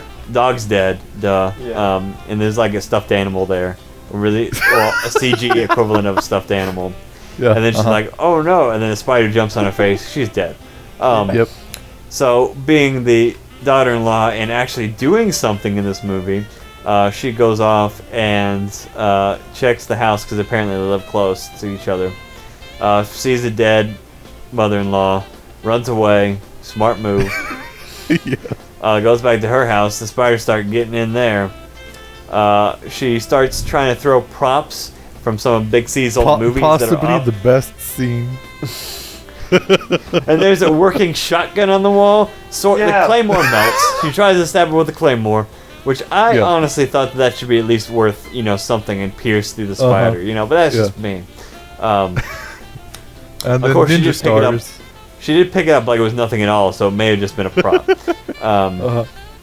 She throws Chinese stars at it. Doesn't work. There's a zombie sawed-off shotgun Yep. in a glass case, in a shadow box on the wall. She has trouble breaking it open, and so the spider jumps on the case, busts it open. She kicks the spider off the case with one of the worst choreographed moves in the whole Yep. movie. And it does Grabs more the- damage than the claymore. That fucking kick of hers. I know she is a fitness instructor. Okay, she is not a kickboxer. She did a fitness instructor's kick. Probably would have broke her ankle on the shadow box, let alone the lava spider that is so hard that has such hard exoskeleton it can survive lava. Yeah. Shoots it with a shotgun, it's dead. And then flash forward, Big C saves those people, gets on the news, he's a hero again, everybody loves him. He's trying to get in touch with his son. Steve the pirate pulls up in a pimp mobile, picks them both up, and they head, eventually they get to the tar pits for some reason. But, man, anyone else want to pick up off this? I think I've had my fair share. Yeah, you know what? Fuck it. Let's just run with this. So let's just all take cracks at this, and we can get through this horrible garbage. Okay, so I just want to point out one scene from what Josiah just mentioned. The funniest, like quite possibly the funniest fucking thing in the entire movie for me was seeing seeing Jack the Pirate's like weird ass pirate car pull up, and then when they're driving in reverse away from the Lavalantulas, like you hear in the background the world's worst rendition, like intentionally horrible, I'm sure it had to be, like version of the Pirates of the Caribbean theme. Oh yeah. And I and I had to just rewind it because I'm like, I need to listen to that again. Oh yes, and one other thing too. If they don't make a Lavalantula 2? no, if they don't make a reference to another movie every 5 minutes, the budget would have been canceled, and so every 5 minutes there's a crappy reference to something else, and it's just terrible. That's true. So then, right. So the fantastically horrible pirates car shit out of the way, we go to the tar pits in the museum, where a fucking weird ass foreign scientist man, who is doing his best to sound as foreign as possible, is like, listen, I know the way to kill the spider queen. Here's lava tubes. Here's its nest. This makes a lot of sense. We have this all mapped out about how the spiders operate. Somehow. Fuck it, we just have that. And it's like, listen, we've got to kill all of the spiders. We've got to kill the queen because it has a hive mentality. Do you not understand what that means?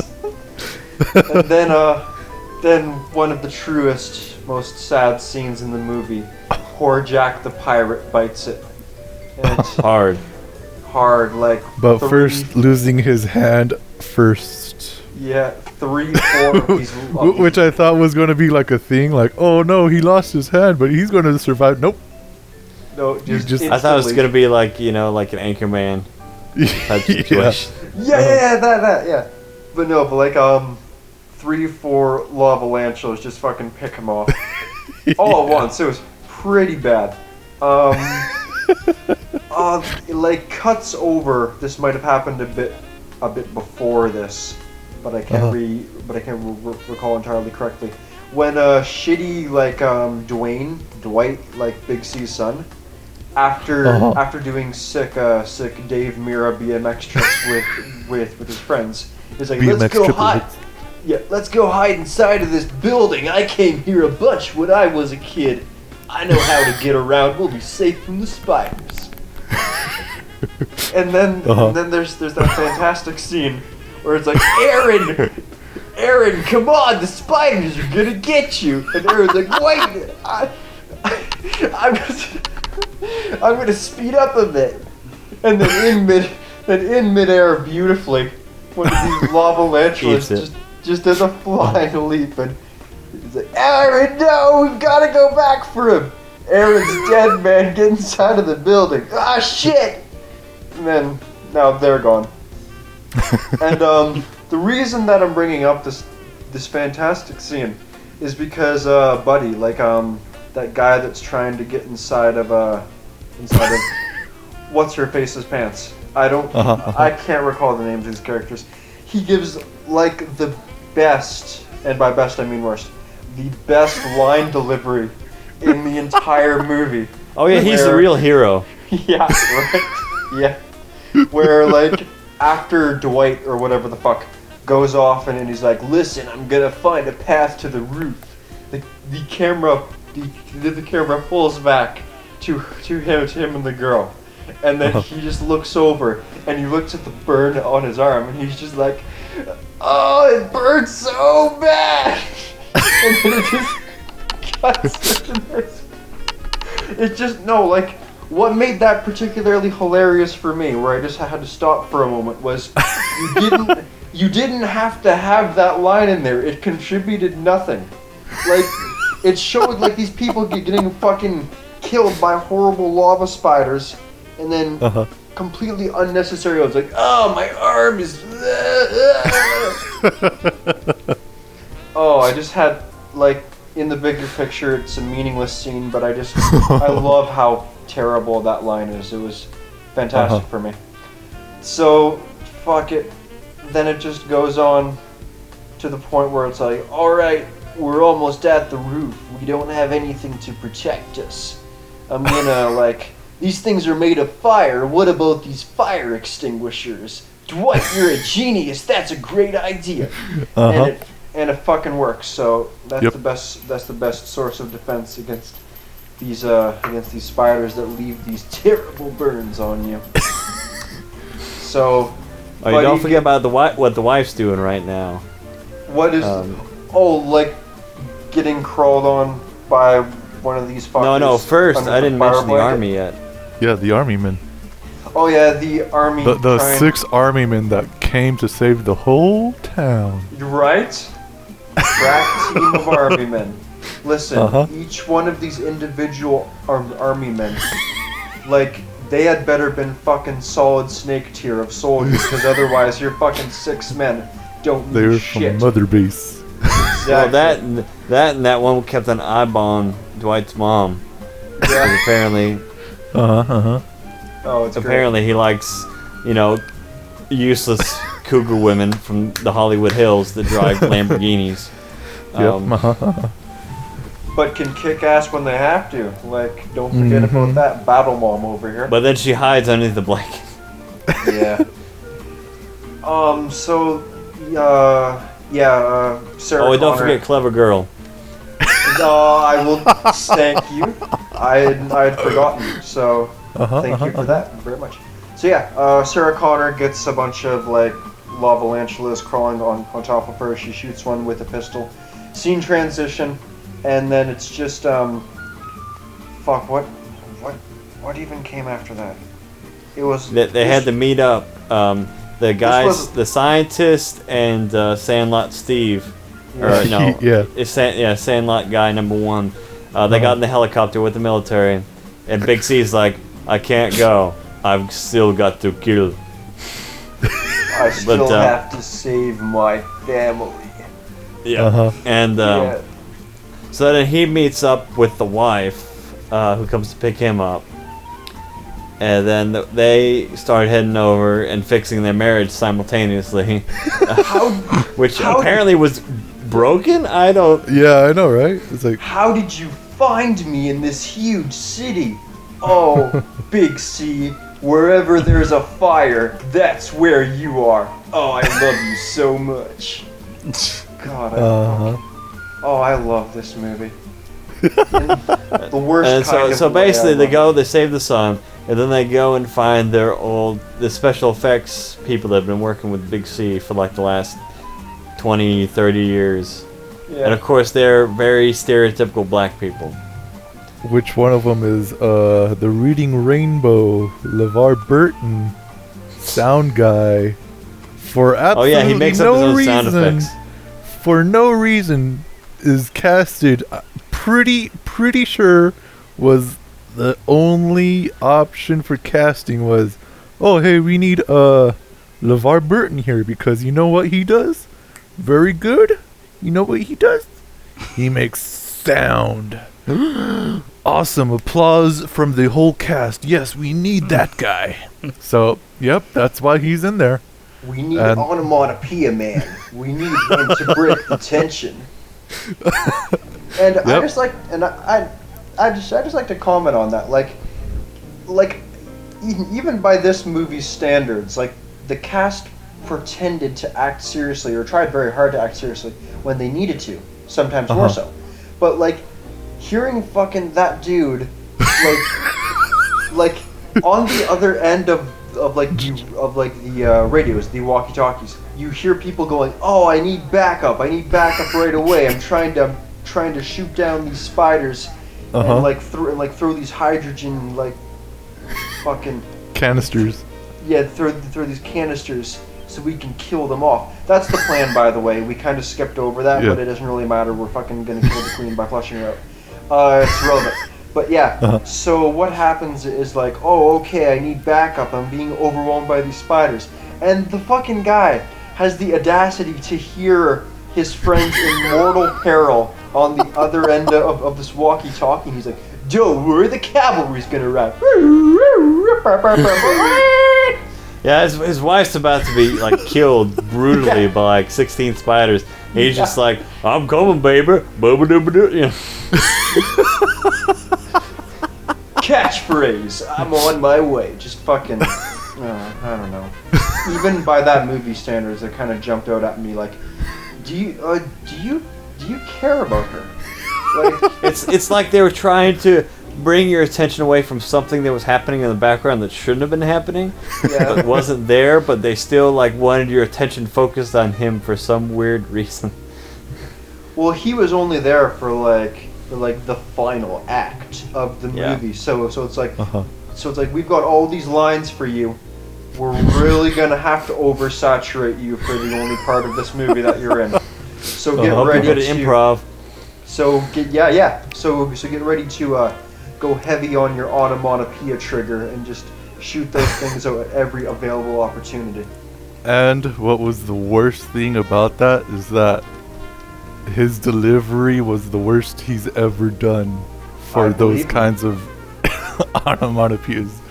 Because wow, even in Police Academy, they were like some of the finest, I guess you could say. And then in this one, it's just like he's just like, oh yeah, I got to do this thing that I'm paid for. Okay, wee woo, ronk, ronk, ronk, boop, boop, boop. Oh, my wife's dying. Wee woo. It's just like, oh, yeah. So where's that money? I feel like they could have gotten Dane Cook to play the role and things would have been just fine. Nothing would have changed, but Yeah, but then it would have been called racist because there weren't enough black people in the film. Getting a bit too real, Josiah. A little bit too real. Well, just paint. Yeah.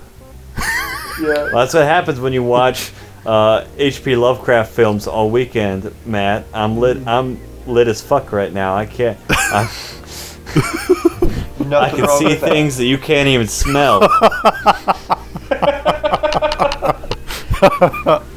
Fair enough. All right, John, Sterling, do the two of you wanna cover the Climax. the ends of this atrocity? The climax. Tell us your favorite parts. Please do. Well, the favorite parts already happened, in which, of course, well, actually, there was one part that you skipped over, which was personally one of my first favorite parts, The little guy, the little man who was the agent to Big C.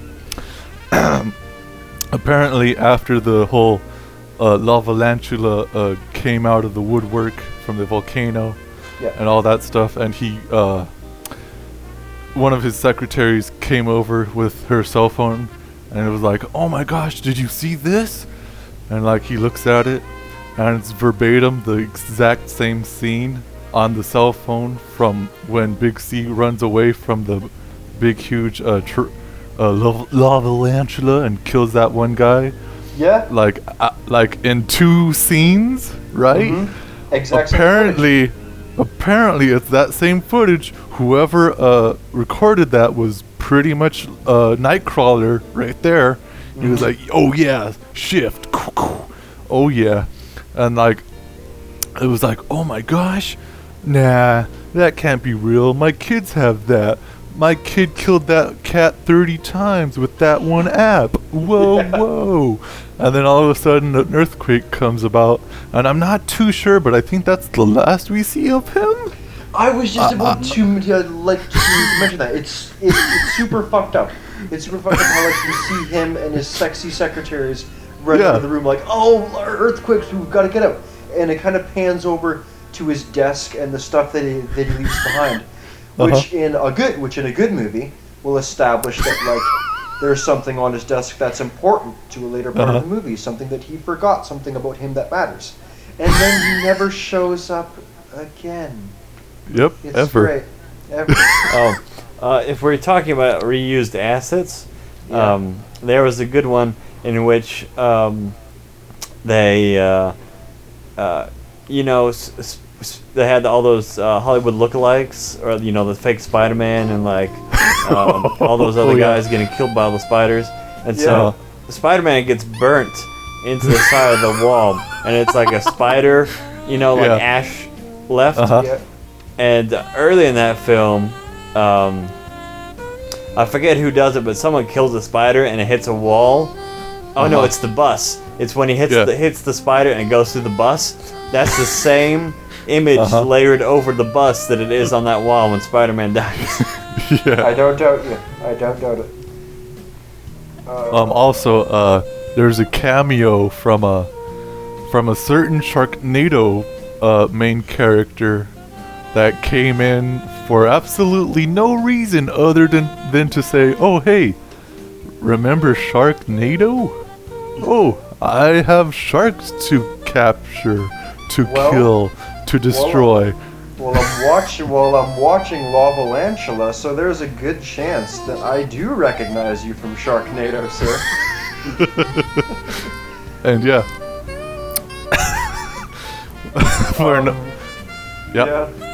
So, John, sorry, you haven't weighed in very much. What did you love about Lavalantula? Oh, I had my own thing entirely ready for this. Well, let's get on with it then. Coming to a YouTube near you. Yes! It's Earth Defense Force. We have from Marvel, Whirlwind, starring Princess Caroline, that one douchebag you met at school, Mount Fuji, Armored Spider from Demon Souls, Iceman, Ranch Nira from Monster Masune, Call of Duty Man, We Fit Girl, Fanboy, Captain Rottenbeard from Lazy Town, Yes, Doctor Strange, Police Academy, and Miss Cleo. In Earth Defense Force /Lavalantula. Coming soon to a YouTube near you. Watch it now. Thank you very much. Thank you, John. I'm glad that you threw that one out. Right. So, fuck it, the climax. What really needs to be said at this point? He gets back in one of his old costumes from his heyday, and he's like, Oh my gosh, I nearly forgot about that. "Oh, I'm Red Rocket again. Yeah, I'm Red a cool guy. Red Rocket. Which is hilarious for a movie name after, of course, South Park's famous portrayal of Red Rocket. I am. Look, I'm relevant once more. That's what the movie's been leading up to. I'm cool again. And then fucking just. Basically, what the climax is, for all those wondering, it's Nice exactly. It's exactly like Jingle All the Way. Pretty much I didn't really verbatim. think about that until now. Except with a black postman, it's a big, huge tarantula on fire that blows fire. So yeah, Jingle All the Way with a big, Yeah. huge spider. That's a good breakdown. Uh-huh. All right. Fuck it. I guess that's good for that. So now we can come to our final segment, people. As the one who set the homework, I will ask the finishing question. How much out of 10? Let's go around the room. Let's give Lavalantula some scores, people. And would you recommend it? I'll go first. Please do. All right. Rarity. My score. Well, first of all, I loved it. My score is a 3.5 out of 10. Jeez, you're forgiving, man. I would strongly recommend this to anybody who liked Sharknado, or anybody who likes that kind of jokey, satire-y thing that's just like on the Sci-Fi Channel every now and then.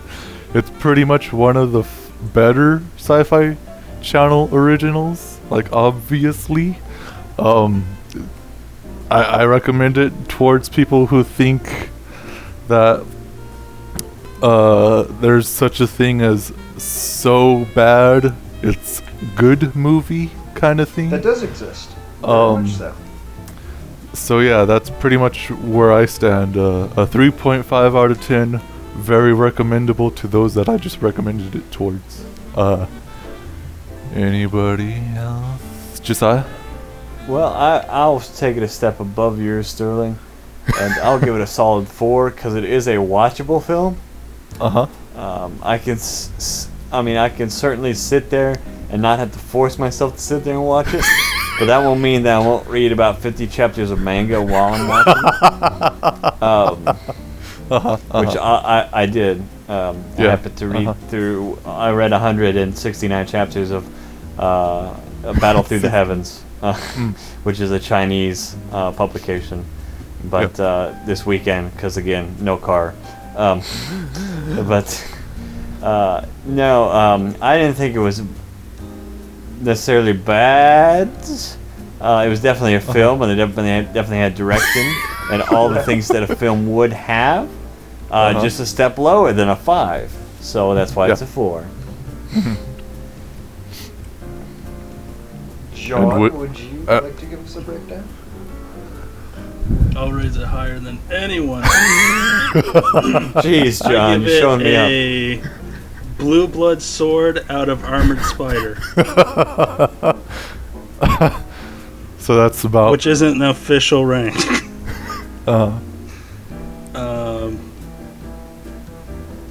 I don't know who I'd suggest it to. People who just like movies like The Room, I guess. Sure, yeah. Also, people who are like me who kind of suffer from arachnophobia. Right, you Suffer did from the mention that, movie or the actual phobia?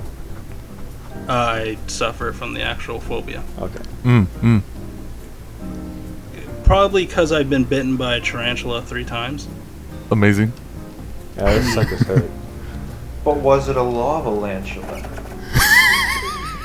Well, since I he don't know, I'm hasn't, still alive. yeah, since he hasn't burst through the gut with baby spiders, I think.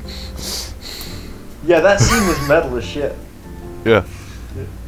Now that's one thing that did bug me about it, because when you learn to piss your pants at a certain fear, you must learn how to conquer said fear.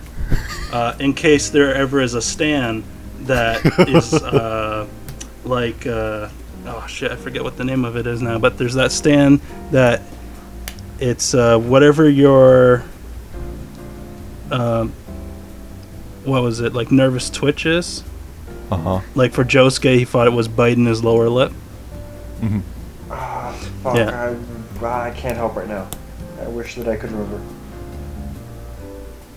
I can't remember. I'd have to like pull up the list, and I feel too lazy to do that.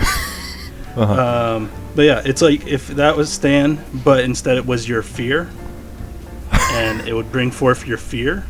I would know, and it would be like, oh look, this spider bit you, and now there's spiders, coming out your mouth and through your stomach. It's like, no, spider bites don't do that. I did my fucking research. I know my deadliest spiders. I know what the deadliest spider is in Canada, for God's sakes, and we don't have any around here. Thank goodness.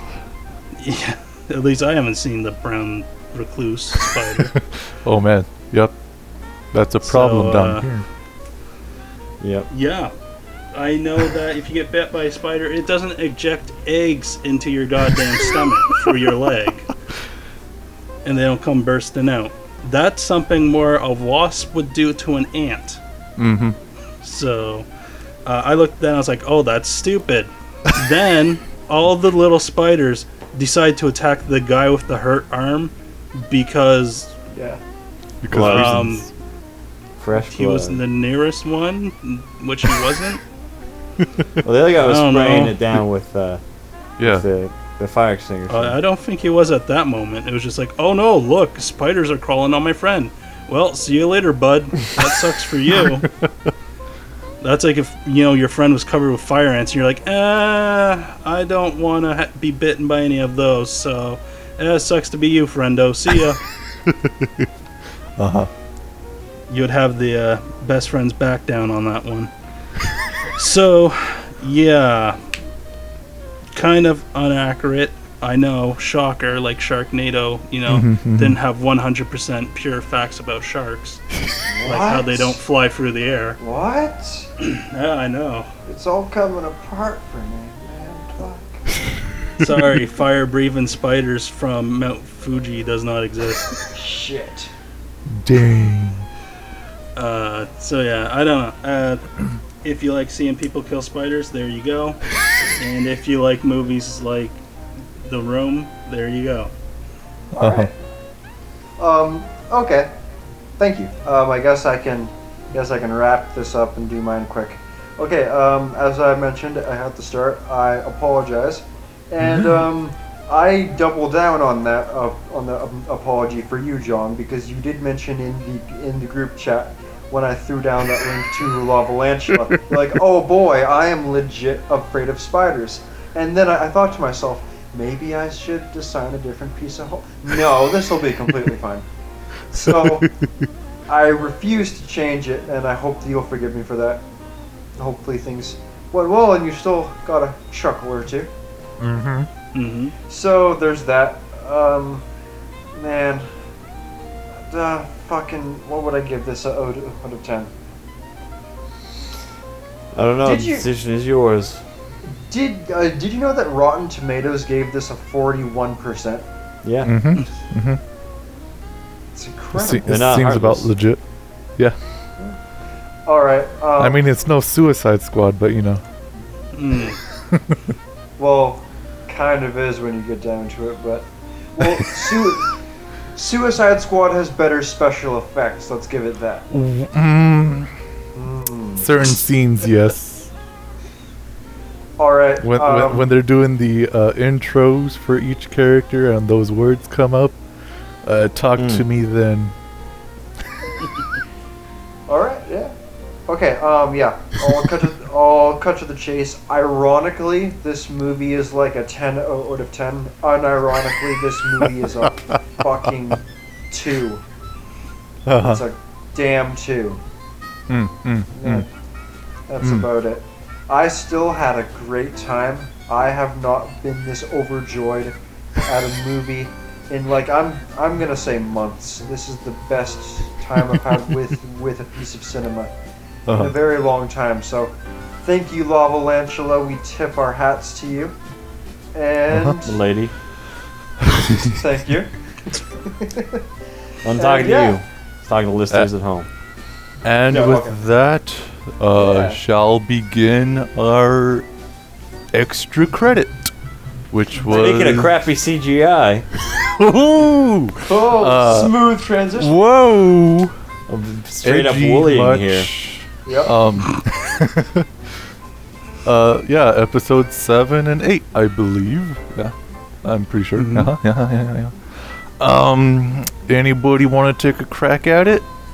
I'll take. Sorry. I'll Yeah. take a crack at it. Sure. I guess I'll. Since you've, I guess, watched all of them now. Yes. Now, So, what have your thoughts been of it so far? yeah, I'm already on a bit of a roll from Lavalantula, so I'll keep my own pandering going, I guess, for a bit longer. So, like, I have to say, either the 3D is getting better, or I've just gotten used to it and no longer feel aggravated looking at it. Like, Little column A, little column B. you know what? Probably, yeah. So no, I am genuinely starting to get more enjoyment out of this. Like the first couple times that I sat down to watch Berserk for our homework here, I was like, okay, I need to stop after an episode or two because I need time to flush this out of my system, just digest this piece of anime, and then a day or two later I can throw myself back into it. But no, I like watched 4 or 5 episodes today. I got myself fully caught up now, and alright, like I said, I'm getting more accustomed to the 3D, so there's that. I do have to say it is a little bit irksome that they're more often now like alongside the 3D cutting to Puck doing something in 2D. They're picking that up. They're doing it more and more often, and not necessarily like it's not entirely a bad thing because the 2D on Puck looks definitively better than anyone else in 3D. So that's cool. So that by itself doesn't look bad, but I'm not looking at that by itself. I'm also looking at how grating it is beside the 3D, and that's still a thing. But we're moving past it. There's no need for me to go on too much about that. The opening still, like, Still not doing it for you? yeah, like when I listened to Matt and Wooly talk about this on the Friendcast, and Matt was like, "Oh, the fucking opening sucks," and Wooly's like, "No, but you have to respect 9 millimeter parabellum bullet." I'm like, yeah. On one hand, this isn't necessarily bad music. By itself, that's not a bad song, but as a Berserk opening, it loses points. It's kind of like when Pat was screaming on and on about how Mighty Number 9 is the worst thing ever, but by itself, without comparing it to any of the other Mega Man games, it's not like a fucking 1 on 10. It's just people are more pissed off because you have to compare Mighty Number 9 to the good Mega Man games. But like the point is, by itself, it's not a bad piece of music, but fuck, it is not a good Berserk opening. But yeah, fuck it, I'm getting used to it. I'm not skipping it, at the very least, so that's a good sign. Wheel skeletons, when I saw those those rolling in, I'm like, yeah, I get my daily dose of Dark Souls again. This is fucking, this makes me feel good inside of my soul. I like this. I like intimidating, yet simultaneously goofy. I present to you the wheel skeleton in all its glory. I just kind of like that. Feels good. The cave orgy. Yeah, boy. Told you, nothing like good cave orgy. You called it, Josiah. You completely called it. You were right. That cave orgy took me by surprise. And then, fuck it, It's Berserk. You know what? If you're not expecting the grotesque in Berserk, then what are you watching it for? So that's fair. So, The fight scenes are... No, I've got to say the fight scenes are actually really picking up. Guts' fight with that half-apostle goat motherfucker that tried to attack Casca was a good match, and Guts is like a instantly succeeding match with Serpico. Probably the coolest part of this series yet. I'm gonna have to call it. His fight with Serpico, probably my favorite part. Felt really good because there's one thing where it's like Guts killing 5 or 6 people with one swing of his sword, and he's an unstoppable juggernaut, and that's wonderful. But Serpico is able to highlight Guts' like the weaknesses of Guts in that little skirmish on the cliff. Like, why is Guts so fucking good? Because he always has room to swing around the Dragon Slayer. What if Guts doesn't have room to swing around the Dragon Slayer? You gotta punch him in the face with his fake arm. You've got to punch him in the face with your bionic kick and commando arm. Exactly. You've got to find a way to make it work. But yeah, the point is, like, once you take away that space for Guts to work with, he instantly becomes half, if not a bit worse, of the fighter that he is. And I do respect the fact that they broke down his fighting style that thoroughly. And Serpico himself is a pretty cool guy, so no. Great scene. Fantastic scene. They really did it justice. What else? Oh no, there's a tornado. Tornadoes, yes. Well, that's what your voice sounds like. Tornado sounds. Of course, I don't know where you guys live, but I live in the direct center of Tornado Alley, so I hear that all the time. In fact, tornado season is just coming to an end. Well, I'm glad to see that you've survived. Yep, again.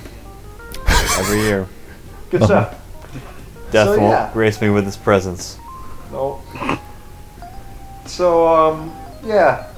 All caught up with Berserk now. It's kind of bittersweet seeing Guts finding Casca and standing beside her for all of 30 seconds before it's like, hey, you know how you lost Casca and you were upset about that? Casca just got kidnapped again. Oh boy. Boy. But yeah, no. It's still far from a 10 on 10, but yeah. I will give it this. Berserk is picking up. I was speaking to my buddy Bjorn, and Bjorn was like, fucking Matt, watch Berserk. Berserk's actually finally picking up now. I was skeptical, because I had fresh off episode 3 or 4 or something. Yeah. So I was like, no, I don't believe you. Shut your fucking mouth. But it turns out he was right. Episode 8 was good. And, Is that the same Bjorn I gave that Berserk hat to? What is the first letter of this Bjorn's last name? I don't know. I just remember I had a Bjorn that lived in Canada for a Secret Santa last year. For the Hypest Secret Santa. And I sent him I gave him a curse mark Berserk hat. Yeah. And he was very well pleased with it. So he was also part of Hypest. Yeah. Mm-hmm. Yeah, this is the same. Was. Yep. So there's that. And yeah, I've said all that I really need to say. Berserk's getting better. It's still not magnificent, but fuck it. We're going places. Still good fights. Still good fun. Mm-hmm. There you go. I'm good. Anybody gonna pick that up? You seem to be talking just fine, Sterling. Oh, okay, all right. That's right. I'm passing the beach ball to you in the Blink-182 concert. Ooh. Yeah. Well, with the 6th episode being my almost least favorite of the bunch, 7 and 8 brought it up back where it was. Sort of. Yeah. 7 was pretty much what I expected from then on, to be like, okay, yeah, this is going along okay, this is fine. There's picking up the orgy and Cracker Jacks and like, oh, okay, that's the witch, alrighty.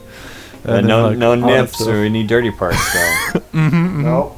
Just Just take it away. the feeling, just the male and female forms as God intended. Yep. Perfect.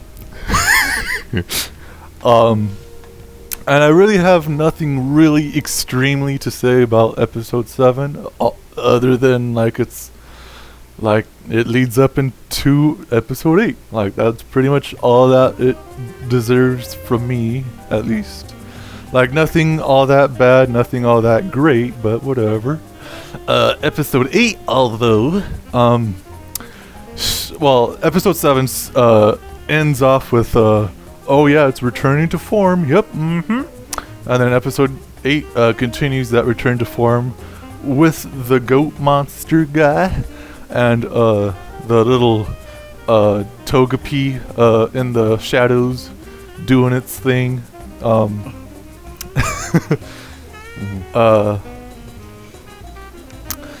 And where I hit the point in where I'm starting to feel the 2D animation could have better worked here than what was presented, because the Serpico fight I think was probably my personal like kind of cringe factor, even though it was pretty well received.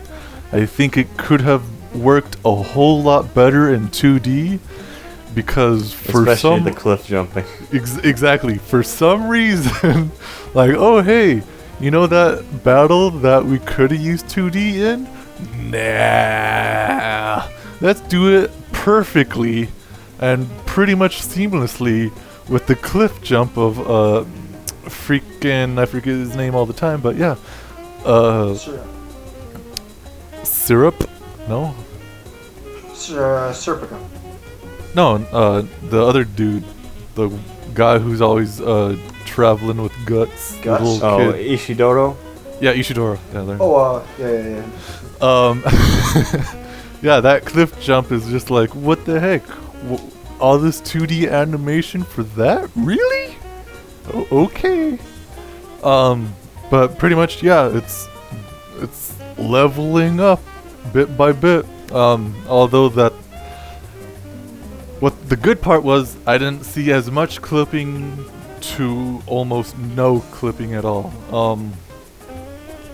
There was still a little bit here and there with some fights of some stances and swings of Serpico for the illusion of, oh hey, look, he's going super fast, but not really though. It's just like the slashes and stuff is like going super fast, but his actual 3D animation model is actually going like half that speed and just like, oh, let me put this arm over here and make that animation go. And just like, And some of the stances of the actual 3D modeling of like the actual stances of a rapier wielder or whatever you want to call it kind of seems extremely off for some reason. But other than that, I think these 2 episodes have brought Berserk back out, at least Berserk 2016, out of the extremely worst parts that it could show, and I think that's pretty good. It makes me hope for more 2D animation along the line. Like that So, yeah. scene where he caught the sword and it was beautiful. Yep. So yeah, gonna bounce the ball to you, Josiah, since yeah. I mean, you basically touched base on everything I was gonna say. And I really wanted to. There was some people who did some actual comparison with that scene where Guts catches this Serpio's sword. And they did it like a manga to the still frame on the anime, and it was almost 1-for-1. So that was pretty good that they did that well. But if only, like you said, the rest of the fight could have been like that, it would have been a lot better. Yep. or at least kind of made the CG not as jarring as it was to the eye. Especially because it was going back and forth between 2D and 3D with a lot of those sword slashes. It really just kind of brings you out of it in the worst way. But no, as far as the rest of that goes, it's going pretty good, pretty accurate to the source material. I'm happy to say none of these little it's my own idea, let's do it this way type things, Yeah. No, what's it called? Deviations. No, there's a special word where someone gets really scummy with the script. What a director does, and it's but I forget the actual term, but it's a Hollywood term. Big C would know, but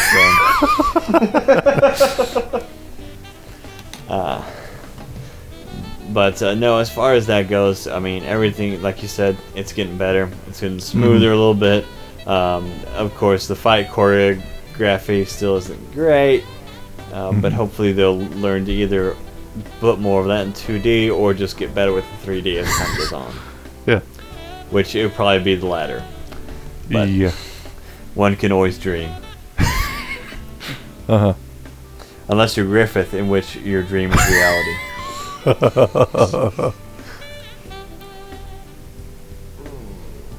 See, one of the things for me is like I can only imagine like people who have no knowledge of the Berserk manga and like shit that's gonna happen later, like hearing like old time Berserk fans like watch the anime and going on social media and making all of their wonderful Griffith did nothing wrong jokes, and then being like, wow, how much of a cool guy is this Griffith going to be? And then I'm just waiting for Griffith's, like, his shit to come into light, and people being like, oh, no. Yeah, I'm it's sorry. proving that he did nothing wrong, right? Right. Mm-hmm. Yeah, let's run with that. let's play that game.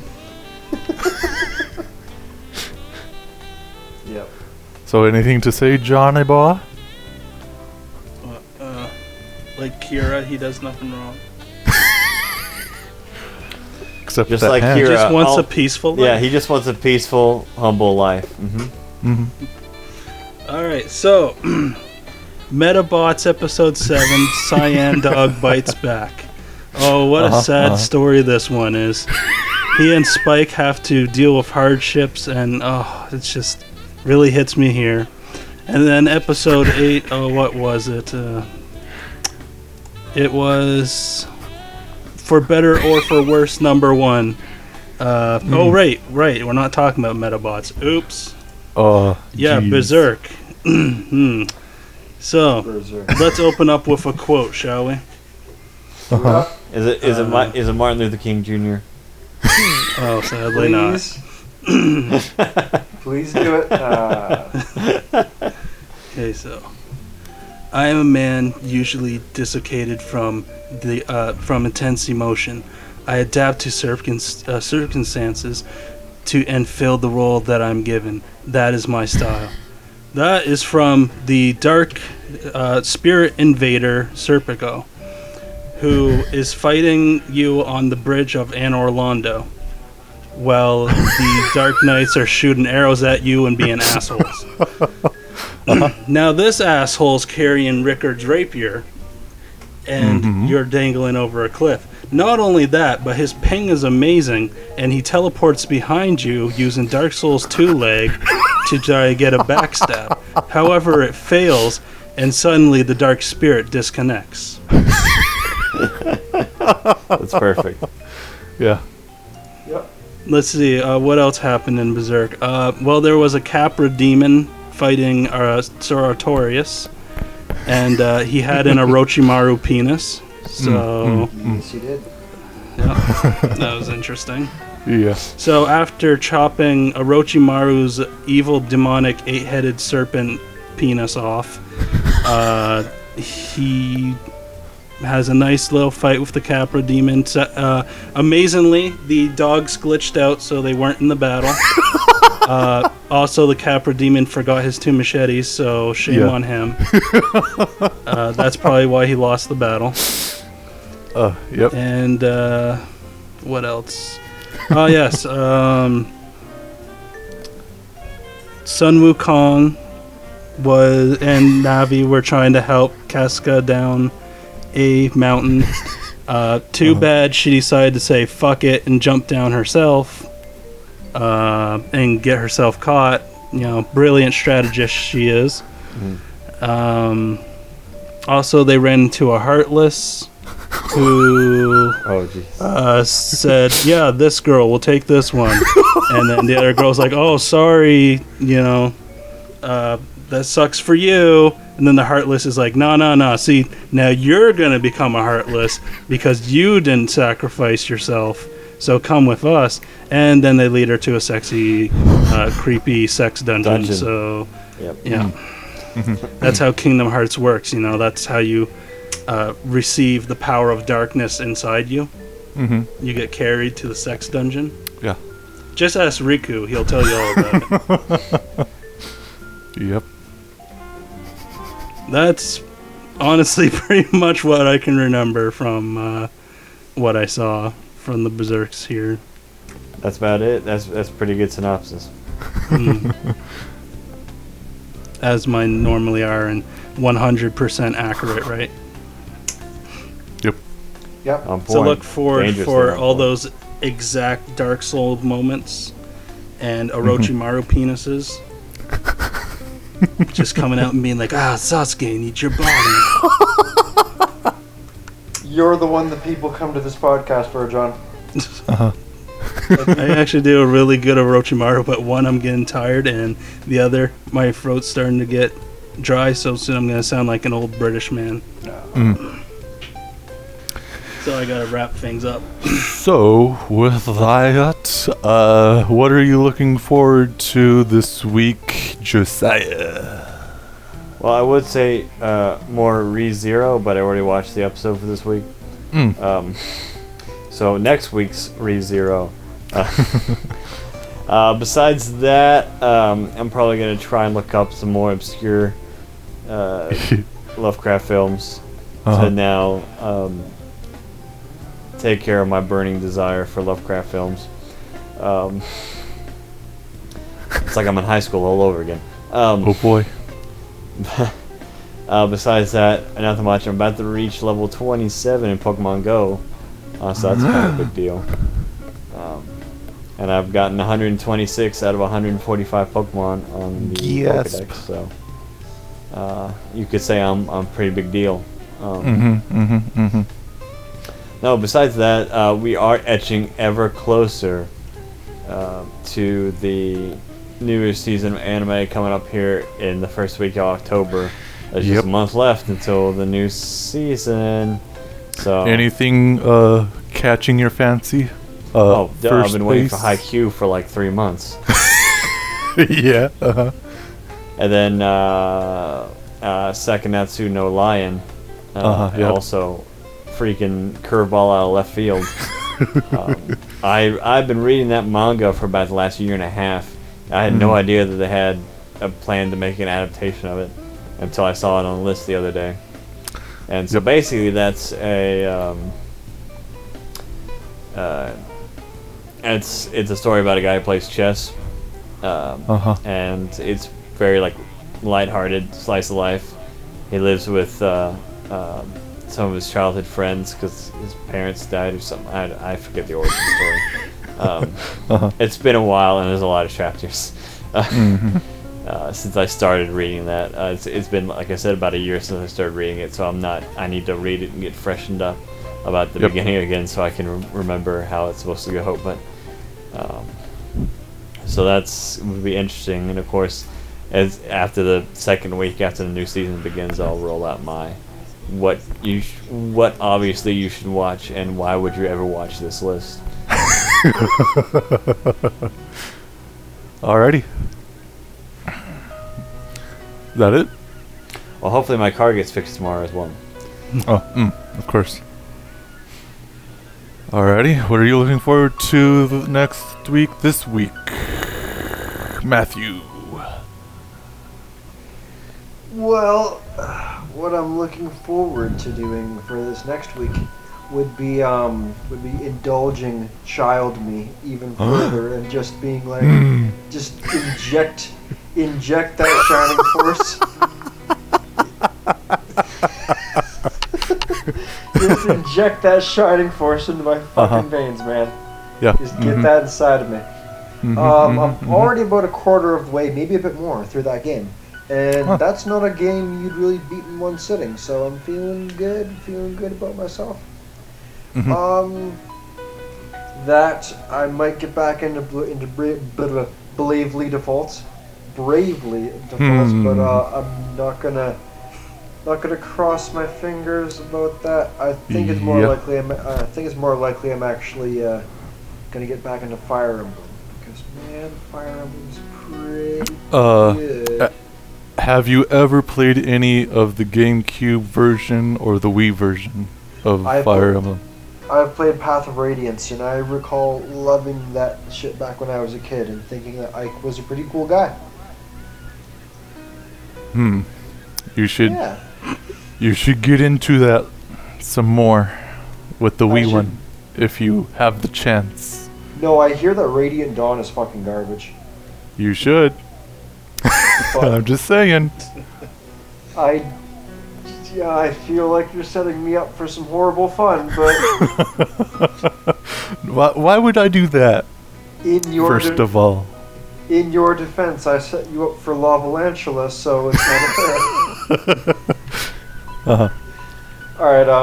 If I ever get a Wii again, then maybe I'll take a look at that. So there's that, and this isn't something that's happening in the next week, but it is certainly something that I'm waiting for. Every single day that I don't have Persona 5 is pain. Every fucking day that I can't continue the Persona timeline is agony. But you know what? I'm gonna make my way through it. I'm gonna have to because it's still not coming out for months. Fucking months! It's not until Valentine's Day of next year that this game is gonna take my heart. So, gotta hold off. Gotta hold off for longer. You've been playing 3, right? Or you've stopped that? Okay, of course I told you that I beat 4 Golden. And then I haven't been playing through 3 Portable. But I can't play Persona 3 Portable nowadays because I lent my Vita to my brother. But as soon as he gives that shit back to me, then jumping back on Persona, Shining Force, I'm sorry, I love you dearly, but I've gotta sate this Persona lust. I've gotta do it. Now, if I recall correctly, Sterling, you have beaten both 4 and 3, correct? Yes, I have.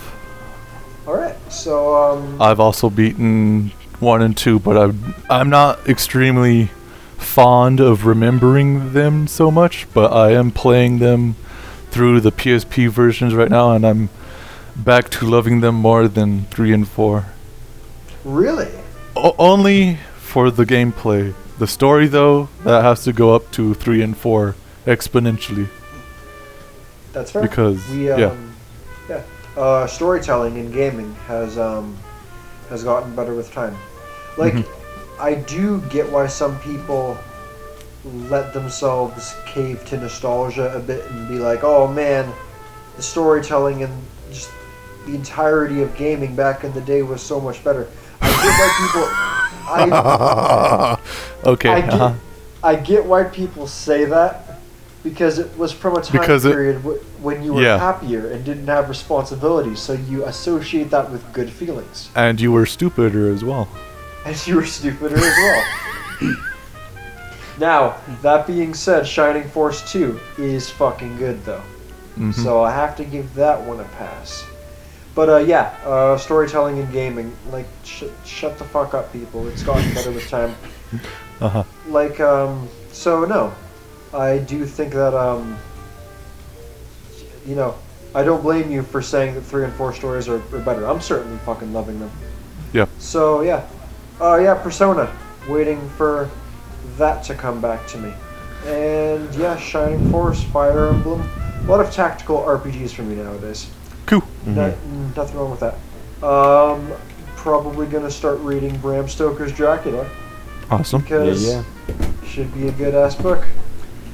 And more Berserk when that comes out. I'm actually finally start to hit the point where it's like I'm not dreading the next episode. Now it's like, okay, you know what, when the next one comes around, I'm sure I can bring myself to check it out. So there's that. And yeah, I've got some good stuff coming up for me, but that's all that needs to be said right now, so I'm good. Johnny, boy, what are you looking forward to this week? Excuse me, sirs. Banjo-Kazooie had the best storyline of any video game that ever exists. Nothing will ever beat the storytelling of Banjo-Kazooie. I will raise you pilot wings, but okay. No, it's non-negotiable. See, I'm gonna be like Pat here. Whatever else you say is wrong. Listen, the two of you wonderful people can go back and forth all day, and I'll just sit here. But in the back of my mind, I know the plot of Wave Race completely makes them both look like jokes, but please go on and entertain me. So the things that I'm looking forward to are short and sweet. I want to hear our good friend Plague of Gripes to bitch about Miyazaki a bunch of times. Miyazaki. Alright.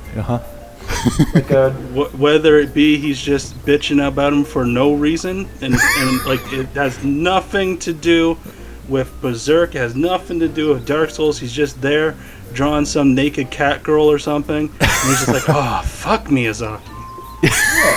Just out of nowhere. And also hearing our wonderful 100% true facts, JoJo facts from the best friends. Yeah. I need that. So hopefully maybe tonight, tomorrow, who knows. But I need my 100% true facts from the best friends. And that's what I'm looking forward to. that playthrough's going good. Yeah, it is. Yeah. Well, for Wooly and Matt, yeah. I'm sorry, Wooly and Pat. What am I drunk? Yeah. This might. Sorry. Just one thing. This might be a bit of a weird viewpoint to have, but despite the fact that it's only happened, I think, twice, I actually feel that Pat and Liam, strongest duo. They're both extremes. Pat and Liam. Which ones were they have? They've done the Nier, right? RPG, and they've also done one of the most underrated playthroughs on the internet. Charles Barkley's Shut Up and Jam Gaiden. Yeah. Oh yeah. So fucking good. I haven't watched Nier as much as I should because, like, I had the unfortunate unveilings to my knowledge that they were going to do a playthrough after I already bought Nier, and Nier is one of those games where it's like, you know what? I'd rather play anything else but this. But sadly, it's gotten towards the point where, like, if a playthrough is up and I own the game and I haven't beaten it, I have to beat it first to watch the playthrough because I'm like, nah, I gotta see what's up. Yeah. Although that didn't necessarily happen with Final Fantasy X, but even though I gotten like extremely far in it and I just had to do like the last boss or whatever, I was completely fine with them just doing the last boss, and I was like, okay, that's fine. So how big of a fan are you of a good old racist Waka? Very much so. I don't know why you're calling them racist, but you know.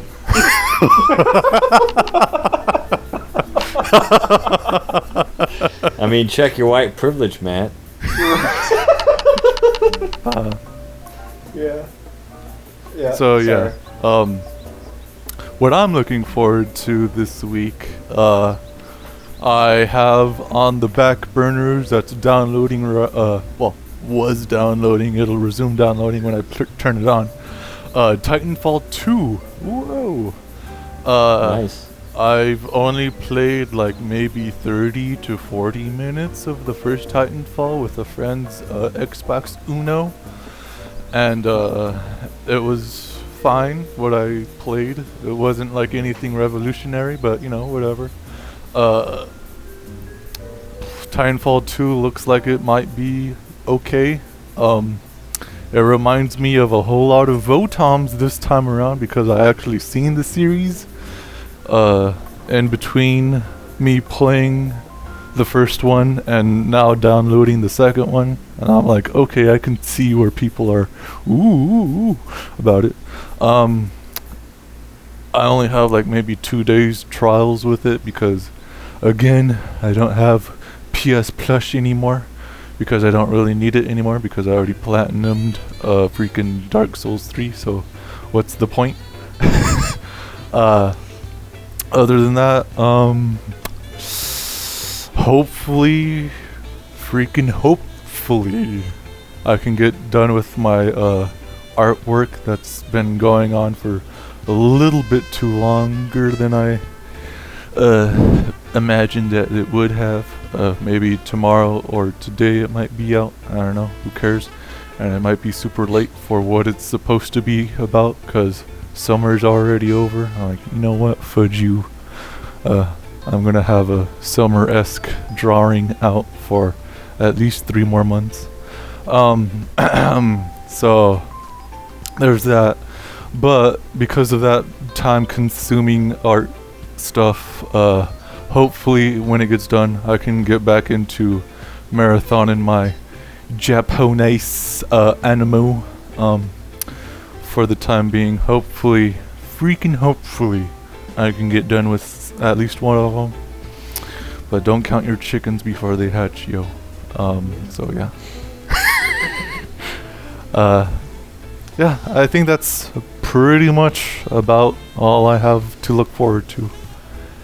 So, without further ado, everybody, what do we always say? Don't Oh yes, and Team Ren forever. If you're watching ReZero, you know what I mean. Alrighty.